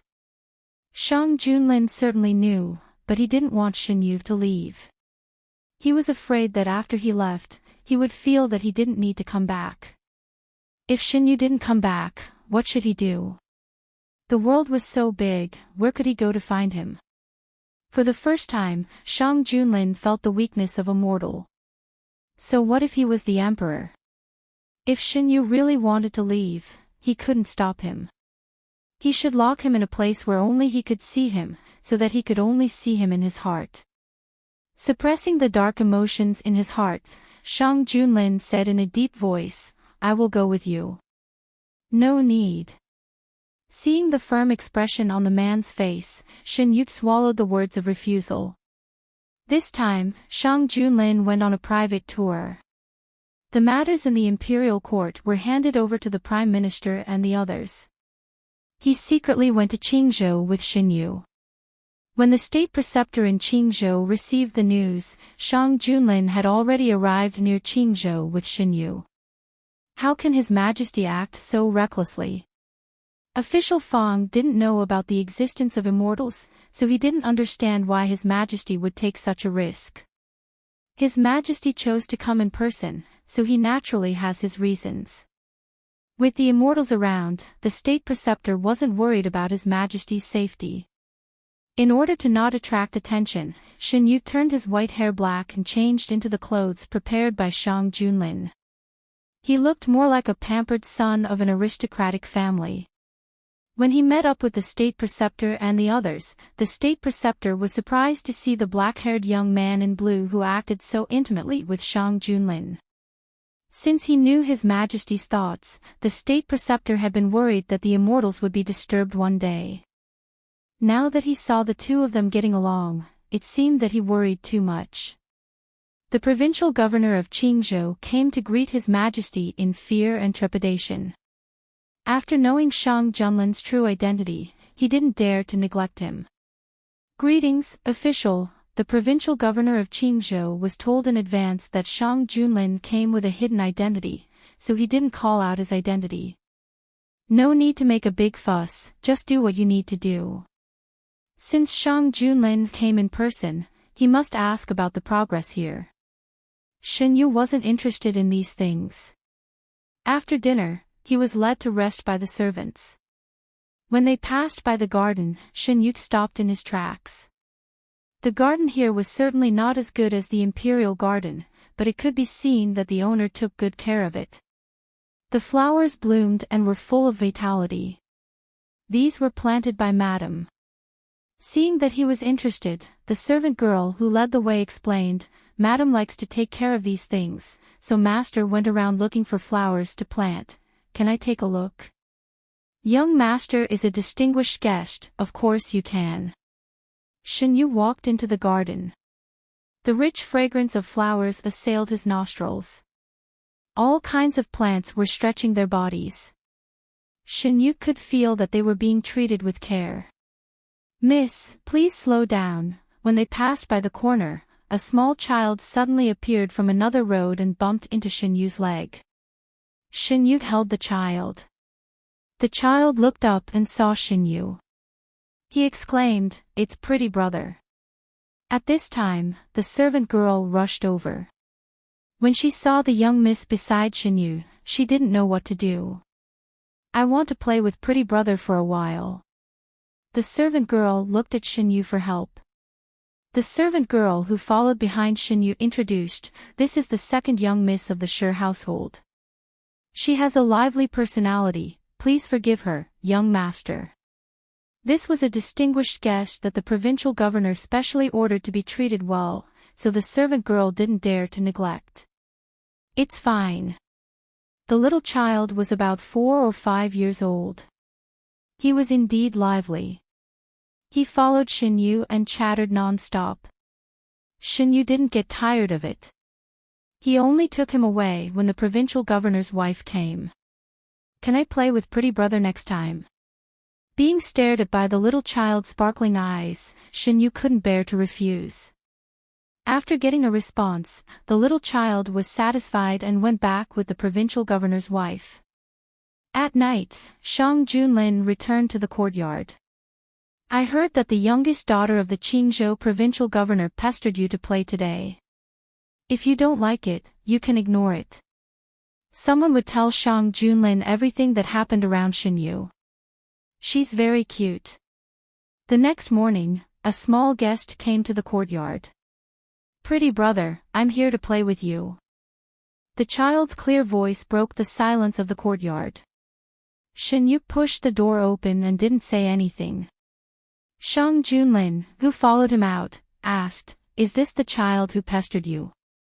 Shang Junlin looked down at the child in front of him. The little child was wearing festive red clothes. There were 2 buns on his head and his eyes were clear. He was a very likable child. Of course, for Shang Junlin, no matter how likable he was, if he disturbed Shin-yu's time with him, he wouldn't be likable. The man was tall. For the little child, who was less than 5 years old, the pressure was too strong.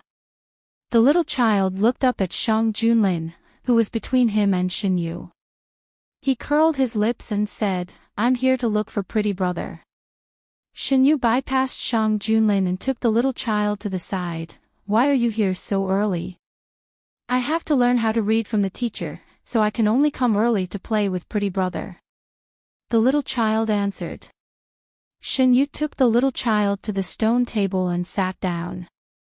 He took out the snacks he brought from the capital and asked, "Do you want to eat some?" "Yes." The little child's black eyes looked at Shin-yu and the tall man behind him. "Are pretty brother and this big brother also husband and wife?" "Why do you say so?" Shin-yu's hands paused. "I saw it. Yesterday, when you got off the carriage, big brother helped pretty brother.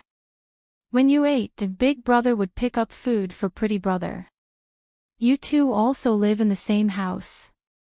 My father and mother are also like this. My father told me that only husband and wife can live in the same house."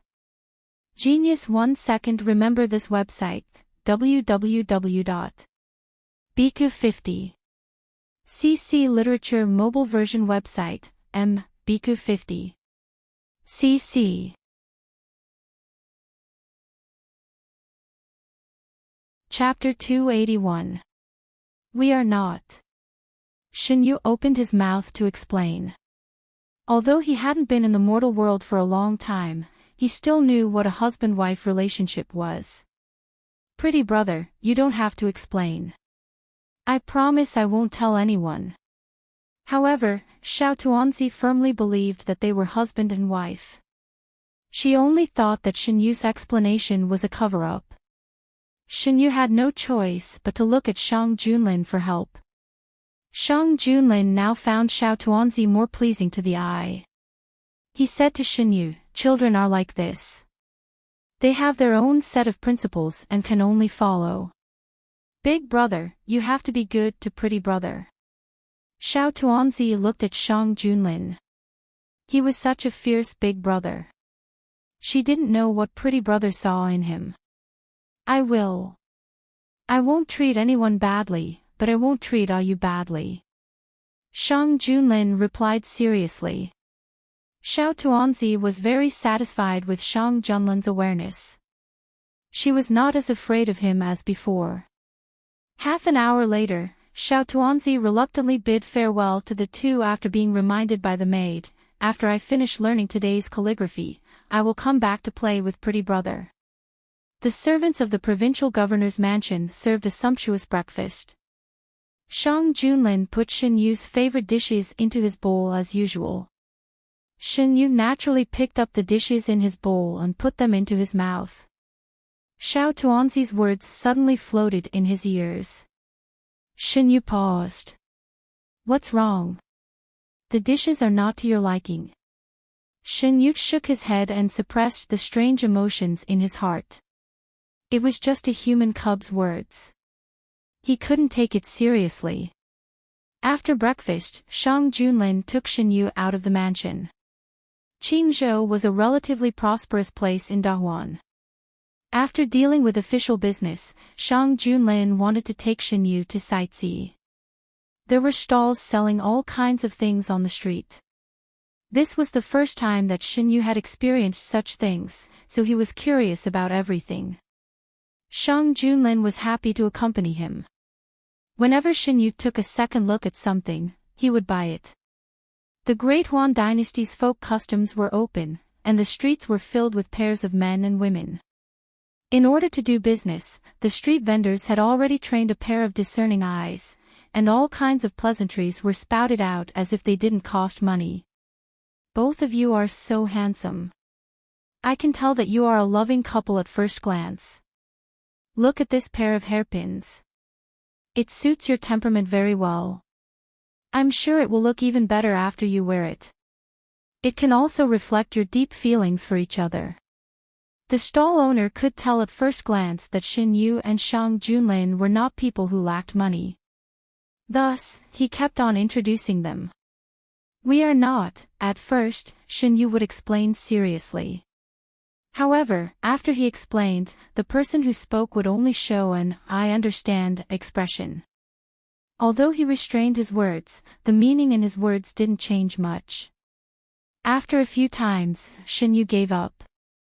Shen Yu didn't know the language of the mortal world, so he was coaxed to buy a lot of things.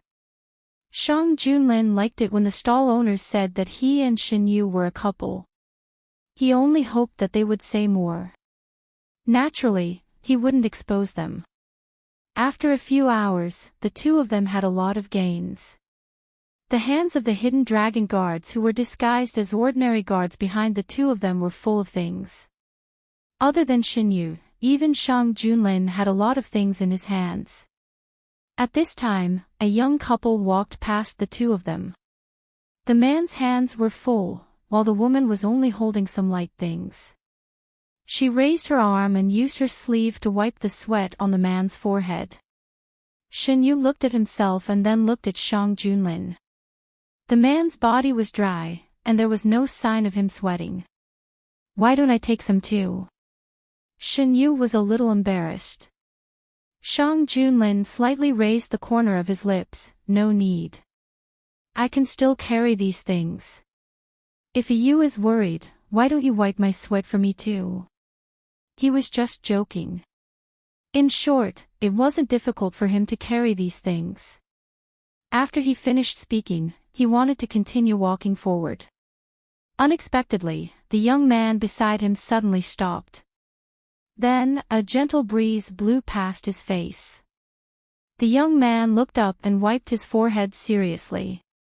Even though the two of them knew that he wasn't sweating at all. Shang Junlin only felt that his heart was beating like a drum. The beast in his heart was impatiently grinding its claws and getting restless. Shang Junlin, who was originally not hot at all, started to heat up from inside out. Shen Yu wiped his forehead for a while and stopped. He couldn't understand why he would suddenly do such a thing. It was as if he saw someone else doing the same thing. There was an impulse in his heart. By the time he reacted, it was already done. His raised arm froze for a moment. He was about to withdraw it. Shang Junlin quickly grabbed him with his free hand. His eyes were shining. Now I'm not hot at all. Thank you, Ayu. Of course not. The burning temperature in the palm of his hand passed through his clothes to the place where the man grabbed Shinyu. Then, it spread all the way up. The immortals who were originally unaffected by the temperature of the mortal world felt hot for the first time. The man's burning gaze fell on him. It was as if he had lit an invisible fire on him. Shinyu lowered his head and said softly, I didn't do anything. Do you still want to walk around? Shang Junlin asked. In fact, it was not suitable for him to continue walking around. The young man had lit a fire on him, making him want to do something. Shinyu shook his head. Even if he wanted to, he couldn't do anything in public. Shang Junlin closed his eyes and suppressed the roaring beast in his heart. He let go of the young man's hand. Let's go back first. If Ayu isn't satisfied, we can come out to play next time. When they returned to the provincial governor's mansion, Shang Junlin was called away. Shinyu stayed alone in the courtyard and breathed a sigh of relief. Not long after, Xiao Tuanzi came as promised. After playing for a while, she found that Shinyu was not in high spirits. Xiao Tuanzi curiously asked, Did Big Brother make Pretty Brother angry? Why do you say that? As soon as she spoke, Shinyu remembered what happened in the morning.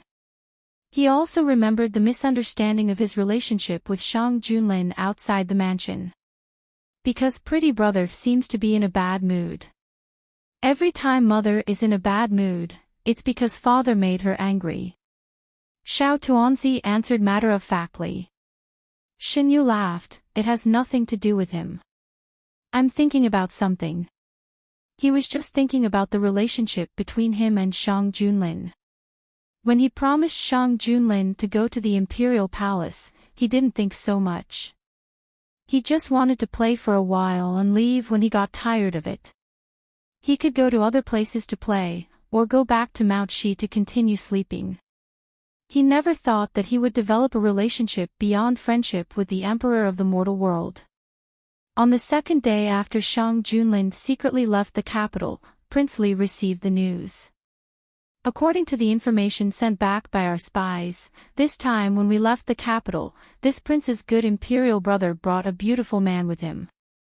Daoist priest, do you think that person could be the immortal who was tricked into entering the palace from Mount Shi? Su Daozhang pinched his fingers and said, the immortal is no longer in the imperial palace. That's good. I was worried that I couldn't find a chance to get close to the immortal who was secretly protected in the imperial palace. Since he's out of the imperial palace, it's much more convenient to do things. Prince Li smiled and felt that even the heavens were on his side. I've already sent people to get close to him. It would be best if we can reach a cooperative relationship with the immortal. Su Daozhang said. The state preceptor has brought people to Qingzhou. Will there be any problems? Your Highness, don't worry. They won't find out. Thinking of the special nature of the item, Prince Li was a little relieved. I've already told the people to take care of the jade you gave me. In a few days, it will be sent to the Emperor. Of course, he couldn't personally deliver such a thing. Fortunately, there were many people who wanted to please the Emperor. As long as the news was spread, there would be a lot of people who wanted to get it. If they presented it to the Emperor and got the Emperor's favor, it would be just a matter of a word. Under the secret control of Prince Li, the jade fell into the hands of an official in Qingzhou. Coincidentally, he got the news that the Emperor was in Qingzhou. A few days later, the jade was sent to Shang Junlin. Shang Junlin didn't care about these things before, but after seeing the existence of the immortal with his own eyes, he changed his mind. He handed the jade to the state preceptor to see if there was anything wrong with it. For the time being, he didn't have the mood to play with the jade because he found that Shin Yu was intentionally or unintentionally distancing himself from him these days. Previously, under his subtle influence, Shin Yu wouldn't resist getting close to him. But these 2 days, when he wanted to get closer to him, Shin Yu would silently avoid him. Shin Yu came to Qingzhou to investigate what was wrong in Qingzhou. This time, Shang Junlin couldn't hide him from the state preceptor. When Shin Yu deliberately avoided him, he met the state preceptor more often than he did. Shang Junlin was dissatisfied. Every time Shin Yu met the state preceptor, he would take time out no matter how busy he was. His dissatisfaction wasn't directed at Shin Yu. After a few times, the state preceptor couldn't stand it anymore. Not everyone could withstand the cold air of the emperor. After another meeting with the immortal, the state preceptor stopped the emperor who was about to leave with a dark face. "Your Majesty, did you do something to make the emperor unhappy?" The state preceptor suspected that the emperor couldn't help but do something that made the immortal unhappy. After all, from the previous situation, the emperor didn't seem to intend to endure it for long. "I didn't do anything." Shang Junlin also didn't understand why Shin Yu suddenly avoided him. It was very strange that he didn't do anything. From the time he spent with the immortal, it wasn't difficult for the state preceptor to see that the immortal treated the emperor differently from others. "Your Majesty, you can ask directly. The immortal's heart doesn't beat around the bush.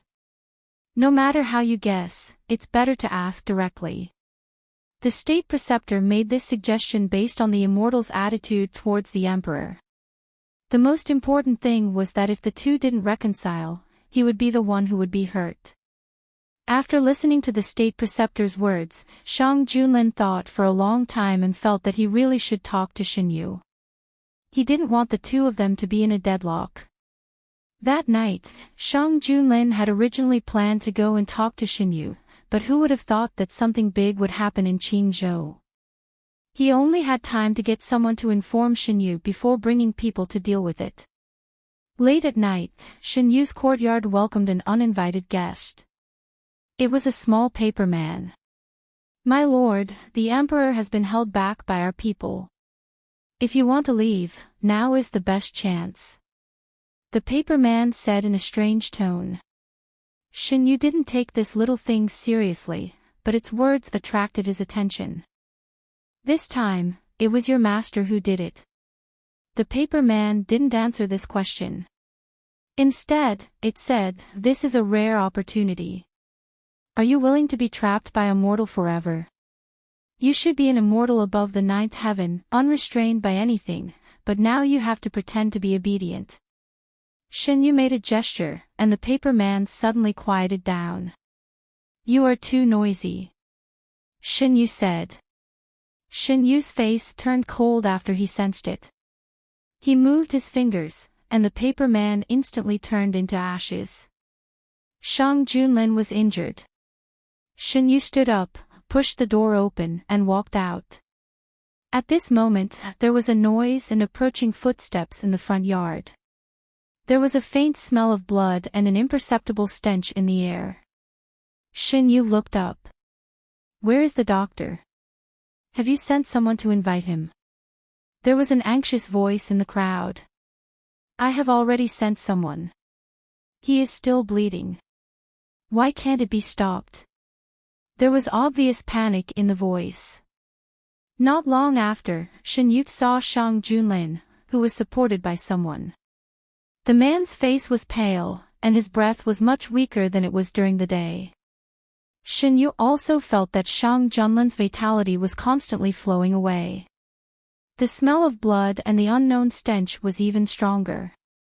Suddenly, there was an extra person in front of them. Everyone noticed it. Seeing that it was Shin Yu, Shang Junlin struggled to stand up straight. He subconsciously pretended that his injury was not serious. He didn't want the young man to worry. In fact, he didn't look so bad now.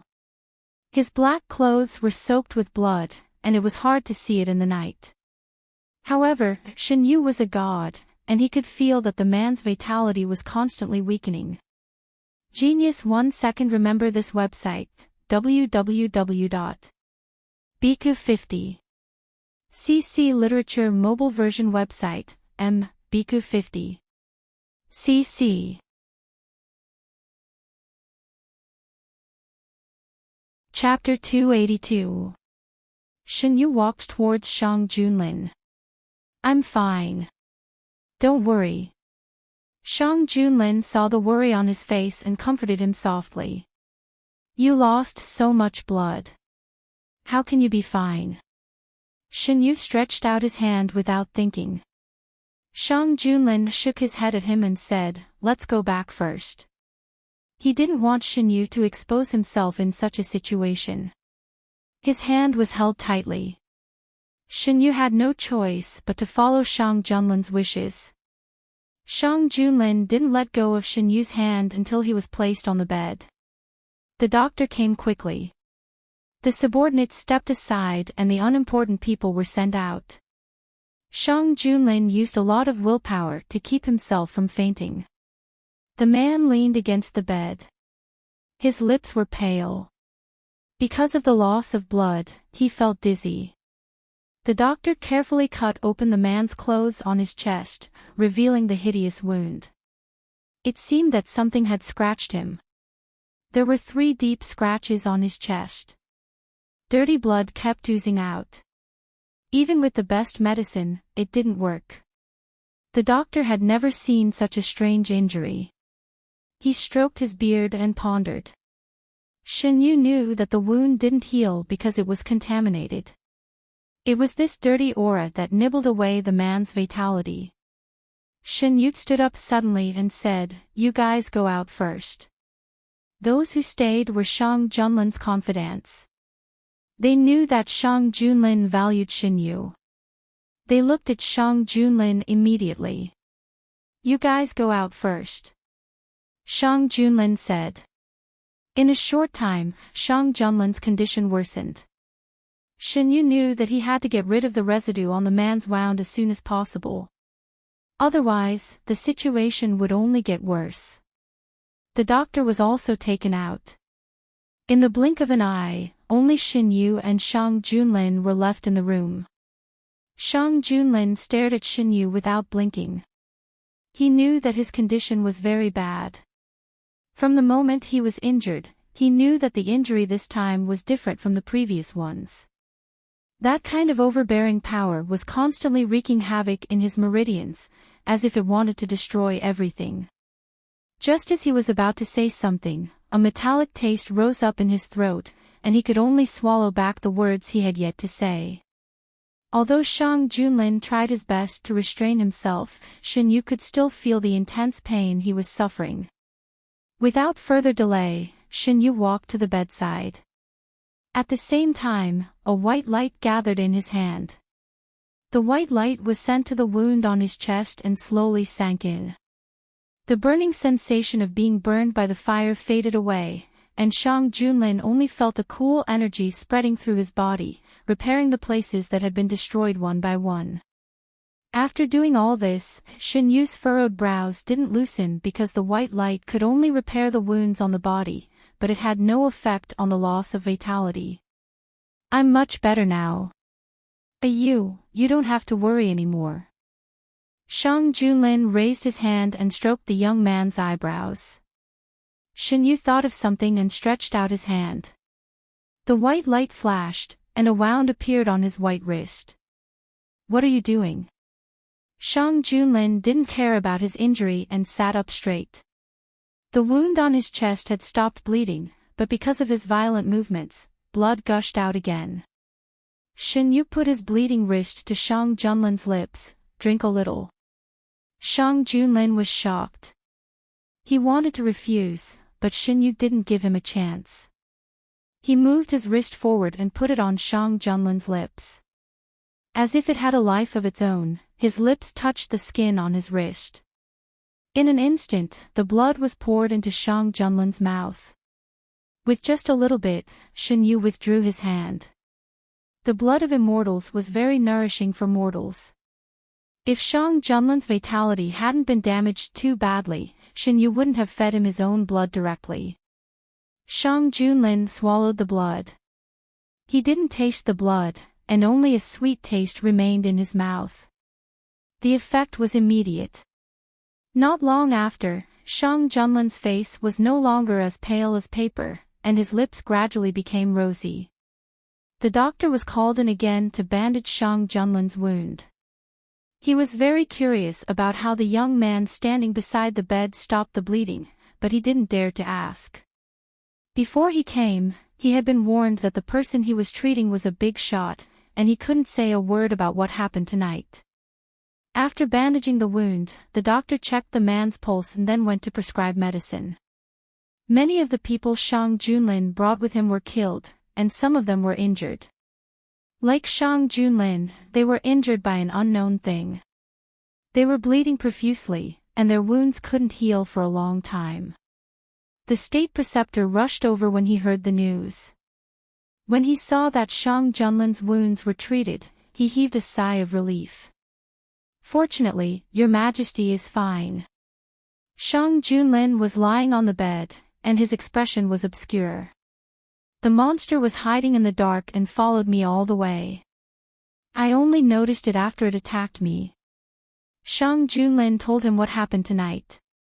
He had finished his business and planned to come back, but he didn't expect to encounter a thick fog after entering a forest. In the fog, an indistinct monster appeared and attacked them. Many of the people who came back with me were injured. State Preceptor, please take a look at them later. This monster can devour a person's vitality. A white flower appeared on Shin Yu's fingertip. He manipulated the flower to fly in front of the state preceptor. Put this flower in the water and let them consume it. It will heal their injuries as soon as possible. It was a flower of an unknown species. Its petals were layered, and the edges of the petals were shining with white light. It didn't look like an ordinary flower. The state preceptor hurriedly kept the flower. Thank you, Immortal. Seeing that Shang Junlin didn't need him, the state preceptor took the flower and left. Before he left, he couldn't help but look back, wondering if the conflict between His Majesty and the Immortal had been resolved. He happened to see His Majesty holding the Immortal's hand, so the state preceptor quickly looked away. Why did you feed his blood to me? Shang Junlin stared into Shin Yu's eyes, trying to find an answer. He could still feel the young man's skin on his lips. It was delicate and cool. My blood can replenish the vitality lost in your body in the shortest time possible. Other than the Immortal's blood, there were other things that could do this, such as the flower he had conjured. However, these things were not as effective as his blood. At that time, Shin Yu didn't think much about it and did it directly. Next time, don't give your blood to others so easily. Shang Junlin sighed in his heart. He didn't want to push people too hard. Moreover, Shin Yu's performance tonight gave him some confidence. Shin Yu treated him differently. I know. If it weren't for His Majesty, I wouldn't have used this method so easily. Shang Junlin drank his blood, so he was bound to him. From now on, he would no longer be free and unfettered in this world. Hearing this answer, Shang Junlin's heart softened. Is you worried about me today? He's still very unhappy. Shin Yu nodded. He told Shang Junlin about the paper figurines that appeared in his room before he came back. Does His Majesty know who did this? Shang Junlin's face turned cold. They still want to make a move on you. Shang Junlin could tolerate any kind of ambition in the struggle for power and profit. However, they wanted to take Shin Yu away from him. This was his reverse scale that couldn't be touched. Touching it would mean death. I will never do anything that goes against your wishes. Shang Junlin held Shin Yu's hand tightly. He was scared. He didn't dare to think about what would happen if those people succeeded and Shin Yu left him.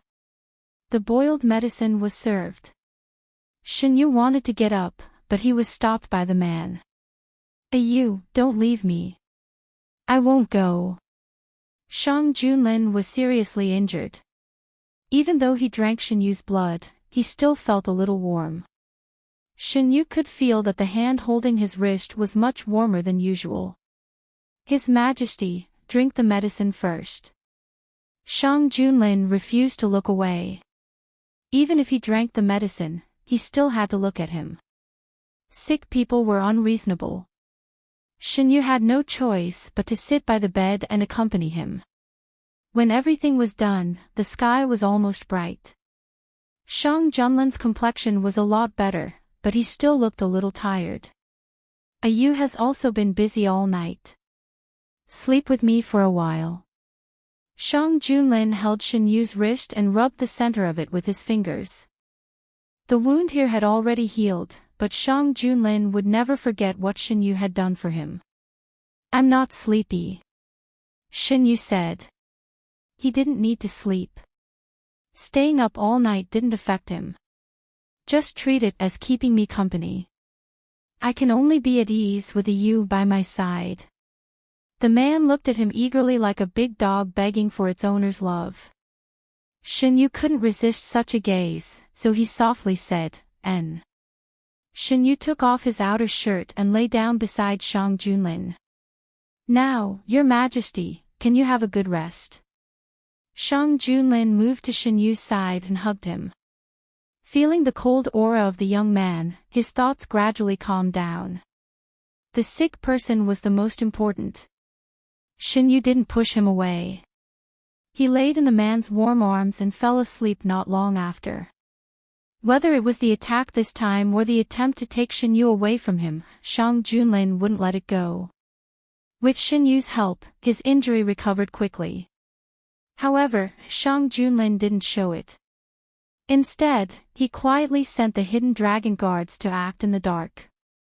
He didn't know if it was Shang Junlin's misconception, but he always felt that Shin Yu was too obedient to him during the recuperation period. The previous alienation seemed to be his own misconception, and his relationship with Shin Yu suddenly returned to the past. No, it wasn't accurate to say that it was the past. It should be more accurate to say that they were even closer than before. No matter if it was day or night, Shin Yu would always be by his side. When he slept, he would also obediently sleep in his arms. When he woke up early in the morning, the feeling of having his sweetheart in his arms was too good, except for some awkward moments. To Shang Junlin, this was considered sweet torture. The hidden dragon guards found more and more clues, and the mastermind was gradually revealed. Shang Junlin didn't act immediately. He was waiting for the best opportunity. He wouldn't leave any traces behind. Shin Yu originally wanted to find the monster that hurt Shang Junlin and get rid of it. However, he was too involved with Shang Junlin now. Moreover, Shang Junlin was the emperor of a country. He couldn't predict the result directly. He could only wait for Shang Junlin to find out more about the monster. When the hidden dragon guards reported the news, Shin Yu was also listening at the side. Your Majesty, you don't have to worry anymore after we get rid of the monster that threatens your life. Shin Yu had been inseparable from Shang Junlin for the past few days. He was worried that Shang Junlin would get hurt when he wasn't paying attention. When that time comes, I can leave with peace of mind. Shin Yu stood by the window and said calmly. Shang Junlin hugged the young man from behind and trapped him between himself and the window. His eyes were gloomy and unclear. Why does you want to leave? I can't always be by your side. You might be annoyed one day. Shin Yu tilted his head. He didn't feel any danger. I won't be annoyed. Shang Junlin rubbed Shin Yu's ear. Don't leave, okay? Shin Yu's mind was in a mess. These days, he realized that he cared too much about Shang Junlin. He wanted to calm down alone. However, Shang Junlin's life was threatened. He couldn't leave without caring about him. If Shang Junlin got hurt or something worse happened after he left, he wouldn't be able to forgive himself. He hesitated and said, "No matter how good a friend is, there will be a day when we have to part. I won't allow it." Shang Junlin's arms unconsciously tightened. It was as if he wanted to pull the person in his arms into his body. "You, at this time, do you still think that I only treat you as a friend?" The news that Shin Yu wanted to leave made Shang Junlin lose his mind. He couldn't think calmly and blurted out his true thoughts. "You fed me your blood because you were worried about me, and you didn't feel repulsed by my closeness. I've never treated you as a friend. It was me who was reckless and had delusional thoughts, wanting to embrace an immortal." His hot breath sprayed on the side of her neck. What followed was an extremely gentle kiss. Genius 1 second. Remember this website, www.biku50. CC Literature website, biku50. CC.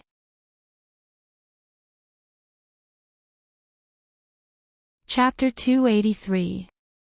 Shin Yu's heart was like a stone thrown into a calm lake, stirring up waves. The man's embrace was scorching hot. Shin Yu leaned against the man's chest and could feel the violent heartbeat behind her. A gentle kiss with a scorching breath fell on the side of her face. Shin Yu tilted her head, wanting to see the expression of the man behind her. His movements were stopped. Shang Junlin hugged him tightly with his strong arms, so he could only maintain his initial movement. Another kiss fell on her face. This time it was on her lips. Her breath trembled slightly. Her master's state of mind was not as relaxed as he looked. "Does you hate it?" Shang Junlin's voice was low and gentle. "Like this? Does you hate it?" From the first time they met, Shang Junlin wanted to possess her fiercely. However, he knew how to be a qualified hunter and had enough patience to lure Shin Yu into his arms. At this moment, Shang Junlin's heart was nervous. Even when facing thousands of enemy troops, he did not feel as nervous as he did now. His movements seemed to be strong, but in fact, he left enough room for Shin Yu to resist. If the young man in his arms was really unwilling, he would let go and slowly make up for it. While testing, he paid attention to the young man's reaction.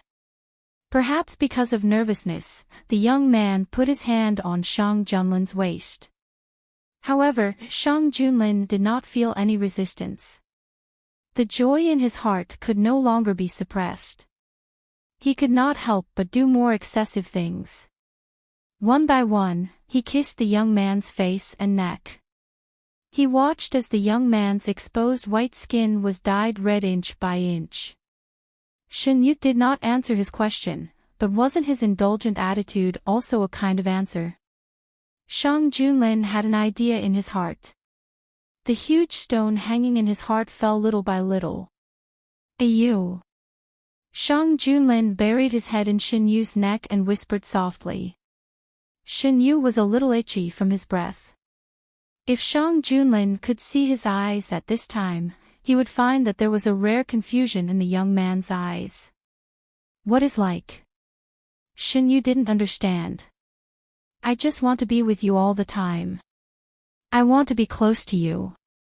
If I'm away from you, I won't be able to eat or drink." Shang Junlin's deep and pleasant voice spoke of his love. He wished he could truly possess the young man in his arms at this moment. But he couldn't. He didn't know if being a little more intimate would cause the immortal to dislike him, but he couldn't bear the consequences of losing the person he loved midway. Shang Junlin knew that immortals did not understand love. He was the one who was delusional and tried to pull down immortals who were untainted by the mortal world. He did not expect Shin Yu to respond to him. It was fine as long as she did not leave him. He could restrain his desires for the rest of his life as long as the immortal above the 9 heavens was willing to stay by his side. Shin Yu didn't know what the people behind him were thinking. He was thinking about Shang Junlin's words. To be honest, he didn't dislike Shang Junlin's intimacy. Even if Shang Junlin didn't greet him and directly kissed him, he didn't feel offended. He just felt a little helpless. Since he was born, he had been alone for countless years. Now that there was one more person by his side, Shinyu's heart was filled with joy. At this moment, Shinyu could feel the strong feelings that Shang Junlin deliberately restrained. The confusion in his heart suddenly dissipated. Memory, I don't know if my feelings for you are the same as yours for me, but I can answer your question just now. I don't hate or dislike your majesty being close to me or kissing me. I also like the feeling of being close to your majesty. Shinyu slowly spoke out his thoughts. Shang Junlin could no longer restrain the joy in his heart after receiving an unexpected response. He loosened his hand and turned the young man in his arms to face him. Shinyu raised his eyes and looked at Shang Junlin. Shang Junlin was also looking at him. The young man was undoubtedly extremely beautiful, as if he was created by the creation of heaven and earth. There was still a blush on his face, as if he had applied a thin layer of rouge, which reduced the cold temperament of an immortal and made him look more human. Shinyu was forced to look up when his chin was lifted. He directly looked into a pair of deep eyes. The overwhelming affection enveloped him. Shinyu looked at the man's enlarged face and subconsciously closed his eyes. This was undoubtedly an attitude of acquiescence. Shang Junlin, who didn't intend to do anything, couldn't control himself anymore. Their lips touched. The young man's breathing intertwined and his eyelashes trembled. Shang Junlin restrained the rising desire in his heart and maintained the position of their lips touching. He didn't continue. Only the arm around the young man's waist continued to tighten, indicating that the man's heart was not as calm as he appeared to be. This kind of kiss was different from simply being kissed on the face. Shinyu felt a little thirsty and couldn't help but lick his lips. But he seemed to have forgotten the position he and Shang Junlin were in at this moment. Shang Junlin only felt that his lips were swept by something soft and warm. There was a roar in his head and he couldn't control himself anymore. He chased after it. How could the simple-minded immortals know that their unintentional actions would awaken the sleeping ominous beast? His lips and teeth were pried open, and the breath of another person swept over. He was kissed thoroughly. This was something that Shinyu had never experienced before. Even a groan in a daze could greatly stimulate a man and bring about an even more violent storm. After a long time, Shinyu was finally released. The water stains on his lips were gently sucked away. The man who finally tasted meat was satisfied. He hugged the young man who hadn't come back to his senses and leaned on his body. Are you feeling better? Shinyu came back to his senses and only felt that his tongue was numb. I didn't control myself well. Are you hurt? The man's voice was gentler than usual. Shinyu felt that his ears were beginning to numb. He shook his head and said, I'm fine. But he buried his head in the man's arms and refused to raise his head. Hearing Shinyu's voice, Shang Junlin was relieved. He was afraid that his behavior just now had made the young man unhappy. It seemed that the young man was more indulgent to him than expected. How could he be willing to let go like this? Unconsciously hugging the young man tighter, Shang Junlin thought that he might really never let go. After this day, everyone in the residence discovered that the relationship between Shinyu and Shang Junlin had become even closer. It was easy to see the relationship between the two of them in that state where no one could interfere. The people who were originally doubtful about the relationship between the two were now sure that the relationship between His Majesty and the handsome young man was indeed as they had guessed. The state preceptor was even more shocked. He knew Shinyu's real identity and knew the emperor's disrespectful thoughts. He never expected that the emperor would get what he wanted in just a few days. After receiving Shinyu's response, Shang Junlin would bring Shinyu with him wherever he went. It was true that he did not want to be separated from Xinyu for even a moment. A few days later, with the help of Xinyu, the state preceptor found the hiding place of the monster that attacked Shang Junlin and his men. Xinyu was not supposed to interfere with the affairs of the mortal world. But that thing had hurt Shang Junlin, so he could not let it go. The group of people arrived at the location that the hidden dragon guards had found. It was a wasteland. The trees were withered and there was not even a blade of grass. Looking around, there was a layer of gray fog that shrouded the surroundings. It was impossible to see further. The evil spirit here is very strong. The state preceptor's face was solemn. Based on the fight between Shang Junlin and that thing, the other party was very strong. It appeared and disappeared mysteriously in the fog, making it hard to guard against. Xinyu stood beside Shang Junlin and focused on sensing the movements around them. In order not to alert the other party, Xinyu suppressed his breath to the maximum. Otherwise, that thing might not come out if it sensed his presence. Soon, everyone felt that the sound of the wind was not right. There was a sharp and ear-piercing sound coming from all directions. It's here. The hidden dragon guards formed a well-trained formation. The state preceptor's men assisted them. Everyone was alert to the movements around them. Shang Junlin was alert to the surroundings. He shielded Xinyu behind him and said, "Be careful." Xinyu smelled the same stench that Shang Junlin smelled when he came back with injuries. He knew that the thing that hurt Shang Junlin had been lured out. The sky suddenly darkened. It was gray and blurred their vision. In the gray fog, the monster attacked the humans. To it, these humans were just food that was difficult to deal with. The stench was mixed with the smell of blood. It was the smell of human blood. Xinyu grabbed Shang Junlin's sleeve with one hand and slashed down with the other hand. A glaring white light cut through the gray fog. Everyone instinctively closed their eyes. Before they could react to what had happened, they heard the monster screaming in pain. Then, there was the sound of something heavy falling to the ground. All the sounds disappeared. The gray fog gradually dissipated. The sunlight that had disappeared unknowingly reappeared on the ground. Not far in front of them, a strange-looking beast was lying on the ground. It was surrounded by white flames. The monster struggled fiercely, but it could not break free from the white flames. The unknown black fog on its body was constantly being burned. Every time it burned, the monster would feel more pain. Shang Junlin held Xinyu's hand tightly. He knew that the white light and the white flames in front of them were the work of Xinyu. Xinyu looked at the burning monster and frowned slightly. He felt a very faint aura of God from the monster, which was almost disappearing. "What's wrong?" Shang Junlin asked when he saw that Xinyu's expression was not right. Xinyu told him what he had found. "I can't be wrong. It does have the aura of God." "Well, I may know the reason," the state preceptor, who was standing not far away from them, said.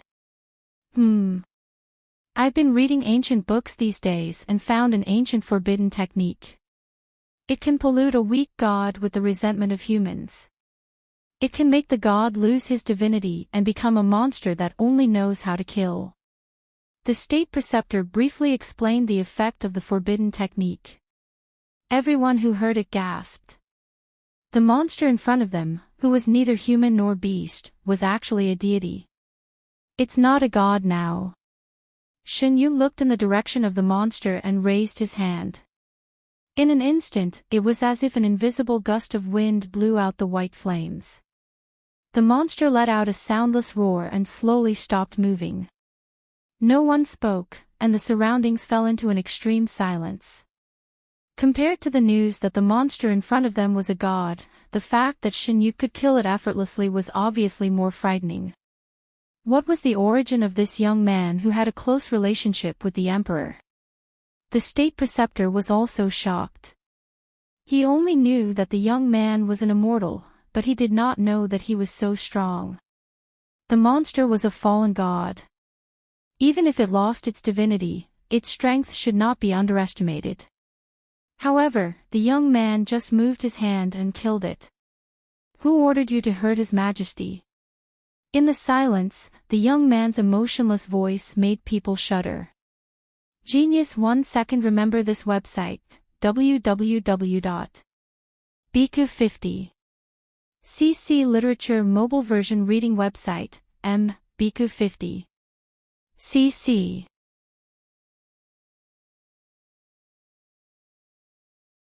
Chapter 284.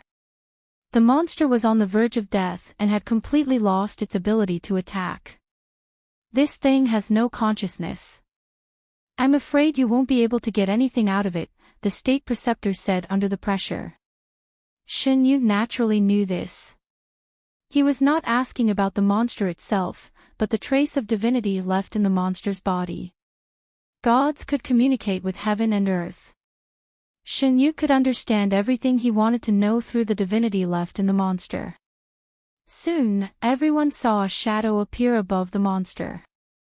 In the shadow, a person's figure gradually became clear.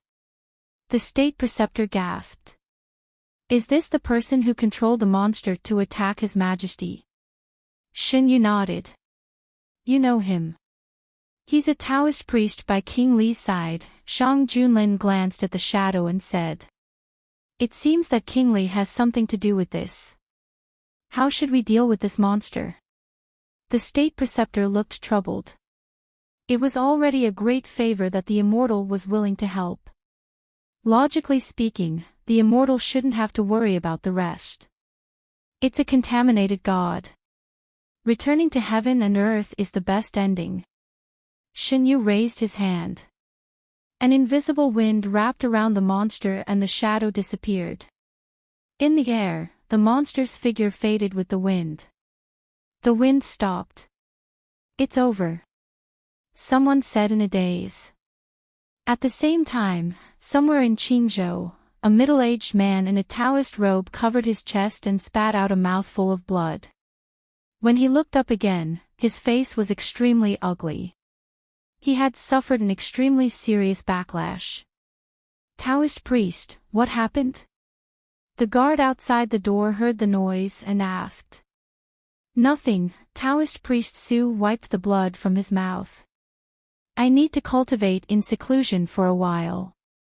Go and inform His Highness. Yes. Taoist priest Su sat alone in the room, his eyes gloomy. He didn't know who ruined his plan, but he was seriously injured now. He couldn't do anything even if he wanted to. He also had to worry about the imperial court's people who could appear at any time. He had to recover quickly. He looked at the guards outside the door. It was just a few lives. It was their fortune to help him recover his cultivation. Bang! After a few sounds, Taoist priest Su's pale face became rosy. The tightly shut door was pushed open. Su Daozhang didn't even look at the people lying by the door and walked straight out. There weren't enough people. Right now, the mastermind behind all of this is in the Azure province. Furthermore, he is heavily injured. Follow his directions and you will be able to capture him. In the provincial governor's office, Shin Yu summoned an ice blue flower. He raised his hand slightly and the flower floated in front of the leader of the hidden dragon guards. Shang Junlin stood beside Shin Yu and nodded. Go ahead. The leader of the hidden dragon guards left with his men. What had happened today had shocked them greatly. When only the two of them were left in the room, Shang Junlin hugged Shin Yu and asked, Is you so angry because that monster hurt me? Since that day, the two of them had become much closer. Shin Yu had already gotten used to Shang Junlin's behavior of sticking to her all the time. Shin Yu nodded seriously. They shouldn't have hurt you. Shang Junlin stroked Shin Yu's hair gently and looked at him tenderly. You don't have to worry about them. I will take care of everything. Your eyes, your attention, only need to be on me. The hidden dragon guards were very fast. In less than a day, they caught Taoist priest Su, who was in hiding, and stopped him from hurting the innocent. There was a breakthrough in the case of the young girl that had been troubling the imperial court for a long time. Taoist priest Su's cultivation was damaged, and there was a flaw in the illusion that he placed on the jade stone. When the state preceptor discovered this, he immediately reported it to Shang Junlin. When the state preceptor brought the jade stone to the study room, Shen Yu was there too. Regarding this, the state preceptor was initially in disbelief. Now, he was emotionless. He didn't know how the emperor did it. He actually won the immortal's heart and achieved his wish. Your Majesty, I am talking about this jade stone. The state preceptor presented the jade stone to the emperor. The jade stone was placed in a brocade box. When the brocade box was opened, a golden light could be seen shining. However, it was unknown what the problem was, but this golden light did not give people a feeling of auspiciousness. Instead, it gave people a strange feeling. Shen Yu could tell that something was done to the jade stone. He waved his hand and removed the illusion on the jade stone. This is the luck stone. Luck stone. The state preceptor had heard of this stone before. It is said that the luck stone can transfer the wearer's luck to another person. This stone is presented to His Majesty as an auspicious object. The person who sent this stone is truly despicable. Shang Junlin's aura turned cold. Only a few people have the guts to covet my luck. Your Majesty is the Son of Heaven chosen by the heavens. Not everyone's fate can bear such a huge amount of luck. If they have evil thoughts, it will only backfire on them, Shen Yu said lightly. Will this item affect Your Majesty? The state preceptor was more worried about this. As a cultivator, he knew better than others how important a person's luck was. I am afraid that this stone also contributed to Your Majesty's injury. Shen Yu took the jade stone out of the brocade box. Otherwise, Your Majesty wouldn't have suffered such a serious injury. The state preceptor understood. He had cultivated for many years and naturally knew that the Son of Heaven was blessed by the heavens. Ordinary evil things couldn't get close to him. How should we deal with this item? Just destroy it. Shen Yu closed his fingers. When he opened them again, the strange aura on the jade stone disappeared. However, we can't just let go of the matter of scheming against Your Majesty. That person has been caught. What does you want to do? Hearing Shen Yu's protective tone, Shang Junlin felt a burst of warmth in his heart. Just let him have a taste of having his luck taken away, Shen Yu replied. Let me handle this matter. It was my negligence that I didn't discover anything wrong this time. I am willing to atone for my mistakes. The state preceptor said. Yes, I will leave this matter to you. Shang Junlin still remembered that the state preceptor had said that immortals couldn't have too much karma with the secular world. Shen Yu's karma was enough for him. After handing over the matter, Shang Junlin took Shen Yu to play in Qingzhou for a few days. He wanted to show the youth the prosperity of the human world and give the youth the best he could. After the matter in Qingzhou was over, Shang Junlin's injury was almost healed. The group set off for the capital. Prince Li waited in his mansion for a long time, but he didn't receive any good news from Su Daozhang. Instead, he was getting more and more unlucky. He was injured when he went out. Finally, he met the cold imperial army. The conspiracy of many years was exposed. The imperial army came too quickly. Prince Li was not prepared at all. Prince Li colluded with Su Daozhang to harm the innocent. His crime of plotting rebellion was announced to the world. For a time, everyone wanted to punish him. Shen Yu and Shang Junlin returned to the palace. This time, Shang Junlin didn't continue to hide his existence.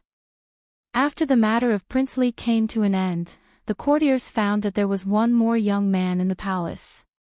He ate and lived with the emperor. Their posture was intimate. He even lived in the emperor's bedroom. What does your majesty mean? What is the origin of the person in the palace? Why does your majesty, who has always been averse to beauty, behave like this? All kinds of questions appeared in their minds. All kinds of memorials about Xinyu flew to the palace like snowflakes. What surprised the courtiers was that the state preceptor, prime minister, and other courtiers didn't do anything. They didn't persuade or ask about it. It was another memorial about the young man.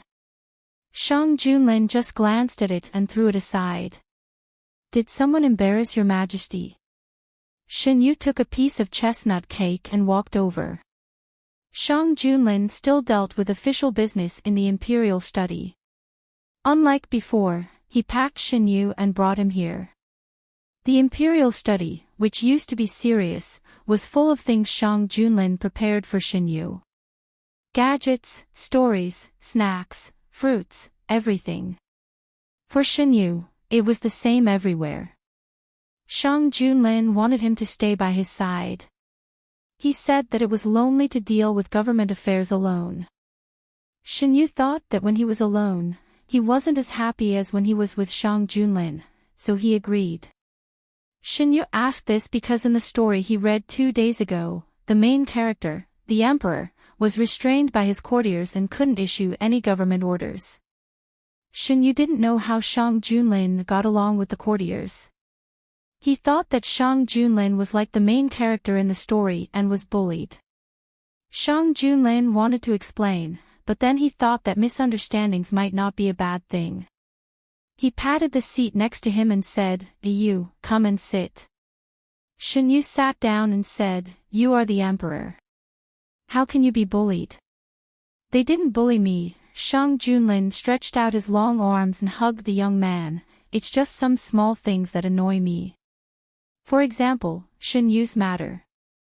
Shang Junlin didn't intend to tell the world about the young man's true identity. It wasn't necessary. It was enough for him to know. But those people didn't let it go and insisted on asking for an explanation. Shang Junlin kept these things a secret. He didn't let anyone reveal it in front of Xinyu. A high and mighty immortal didn't need to worry about such things, but... "You agreed to be with me. Shouldn't you give me a status?" "What status?" Xinyu didn't understand why the topic suddenly changed to a status. "In fact, the courtiers kept sending memorials to me because of the matter between you and me. In the mortal world, people who are close to each other will be married. I and you are so close, but we haven't made our relationship known to the public." Xinyu was stunned. "Your Majesty wants to marry me?" Xinyu remembered that when Shang Junlin made it clear, he said that he liked him so much that he wanted to marry him. But the other party didn't say anything, so he didn't continue to think about it. "I really want to. It's best to let the world know that you and I are a couple." Shang Junlin intimately rubbed Xinyu's cheek. "Is you willing?" Eunuch Meng stood at the side and looked down, secretly saying, "Your Majesty is really tricking immortals." Xinyu imagined that he would be accompanied by Shang Junlin in the future. It didn't seem impossible. After nodding, Xinyu was kissed fiercely by the man who couldn't control himself. Xinyu's breath was stolen. The man was so strong that Xinyu had to hook his neck. After the kiss, Shang Junlin didn't let go of the young man in his arms. He kept pecking the other party's face. "You, how lucky I am." The ministers didn't wait for an explanation from His Majesty. Instead, they heard that His Majesty was going to get married. They looked at each other. What's going on with His Majesty? What's the identity of this young man that His Majesty brought back from Mount Shi? It's only been a few days, but His Majesty already has the idea of getting married? Before this, no matter how they wrote, His Majesty wouldn't agree to confer the title of Empress and take in concubines.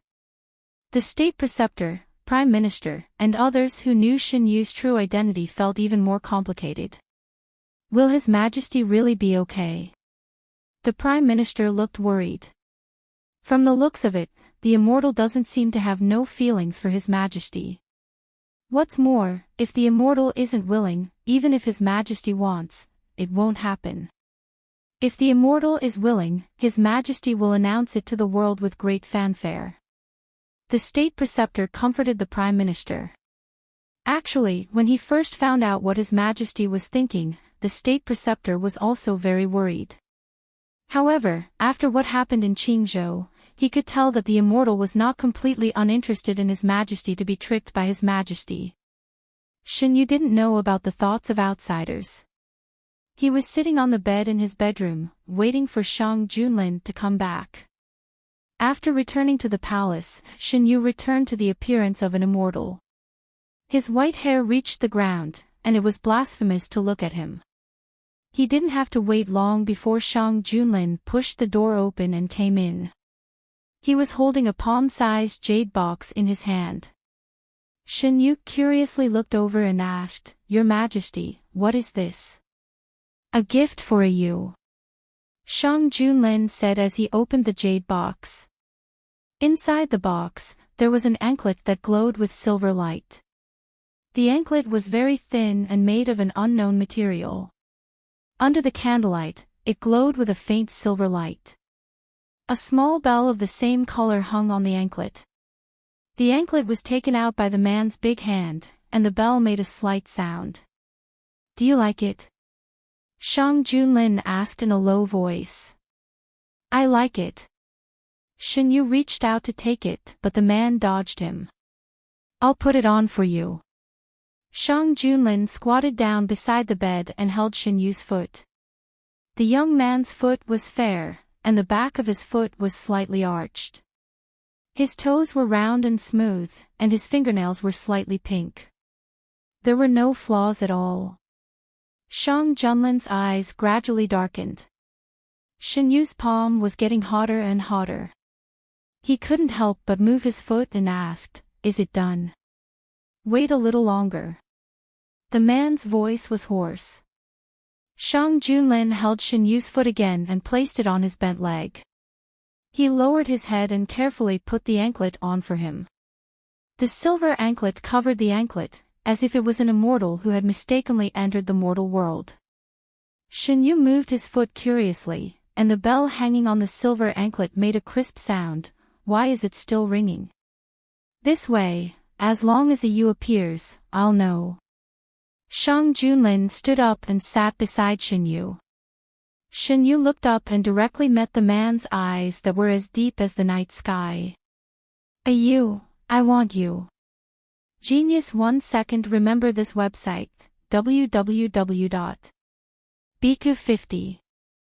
CC Literature Mobile Version Website, biku50. CC.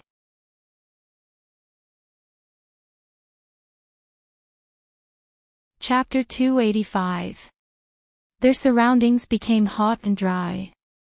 The man's eyes were deep, like a bottomless abyss with a burning breath.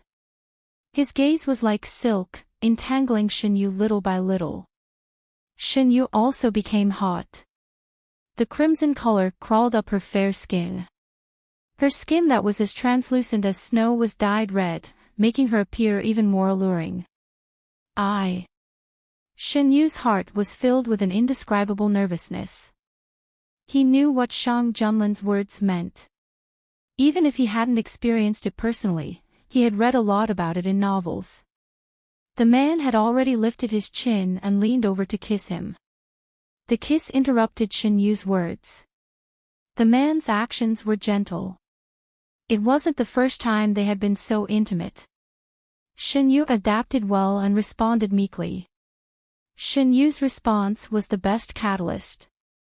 Shang Junlin threw away his last scruples and hugged him tightly. "If you can't accept it, just say stop." Shang Junlin ended the kiss and gently stroked the young man's cheek. His actions were in sharp contrast to the bright flames burning in his eyes. Shen Yu nervously grabbed the hem of his clothes. Ding-ling-ling, the sound of the bells surrounded them, composing a moving song. The bed curtain fell and the red candles were burning. The light and shadow swayed, and the bells rang intermittently throughout the night. When he woke up the next day, the sky was already bright. Shin Yu turned over and tried to sit up. He didn't know where he pulled, but it hurt so much that he gasped. Uncomfortable. The man's low and pleasant voice sounded in his ear. Shin Yu didn't want to talk to him. Last night, he begged him to stop several times. The other party agreed, but in the end, his actions became worse and more ruthless. Shang Junlin supported his head with one hand and looked at the young man who was throwing a tantrum with his back facing him. His expression was full of satisfaction. He reached out and pulled the young man back into his arms. The young man tried to dodge, but he couldn't. He could only let the man hug him. "Are you angry with me?" Shang Junlin leaned close to the young man's ear and said gently. As he spoke, his hot breath sprayed on the sensitive earlobe. The pink color spread, and Shin Yu's body unconsciously trembled. The man chuckled and sucked her earlobe into his mouth. "Let go of me." Shin Yu reached out and tried to push the man away. The exposed wrist was covered with red marks and teeth marks. Shang Junlin's eyes darkened. He still remembered how he had imprinted these marks on it. Letting go of the earlobe that had been bullied enough, Shang Junlin grabbed the hand that came to him and kissed it lovingly. "I saw you this morning and you didn't get hurt. If you really don't feel well, I'll get the imperial physician to take a look at you." "No need." Shin Yu buried his face in the quilt and said in a muffled voice. Shin got what he wanted, so it's inevitable that he's a little excited. You, don't be angry. It won't happen again." Shang Junlin hugged her and coaxed her gently. What he said was the truth. In that situation, he couldn't control himself to stop. He just wanted to tear her apart and swallow her whole, never to be separated again. It was Shin Yu's first time experiencing this kind of thing. What he encountered was a ferocious beast that was extremely hungry. Now that he finally got what he wanted, wouldn't it eat him up completely? "Are you thirsty? Drink some water first." Shin Yu felt that it was okay. When he was half awake, the man seemed to have used his mouth to pass him some water. Now, there was still some sweetness in his mouth. The water was prepared early in the morning. Shang Junlin brought it over and supported Shin Yu to lean on his body to feed him the water. Shin Yu drank the water from Shang Junlin's hand and licked the water stains on his lips. "The water is sweet. I added honey." Shang Junlin put down the cup, lifted Shin Yu's chin, and kissed him. "Why did you?" Shin Yu's mouth was still a little painful from being kissed. He was still angry and was kissed by the man again. So, he pushed him hard. Shang Junlin kissed him for a while before releasing him. "Shen only kissed you. What did you think Shen was going to do?"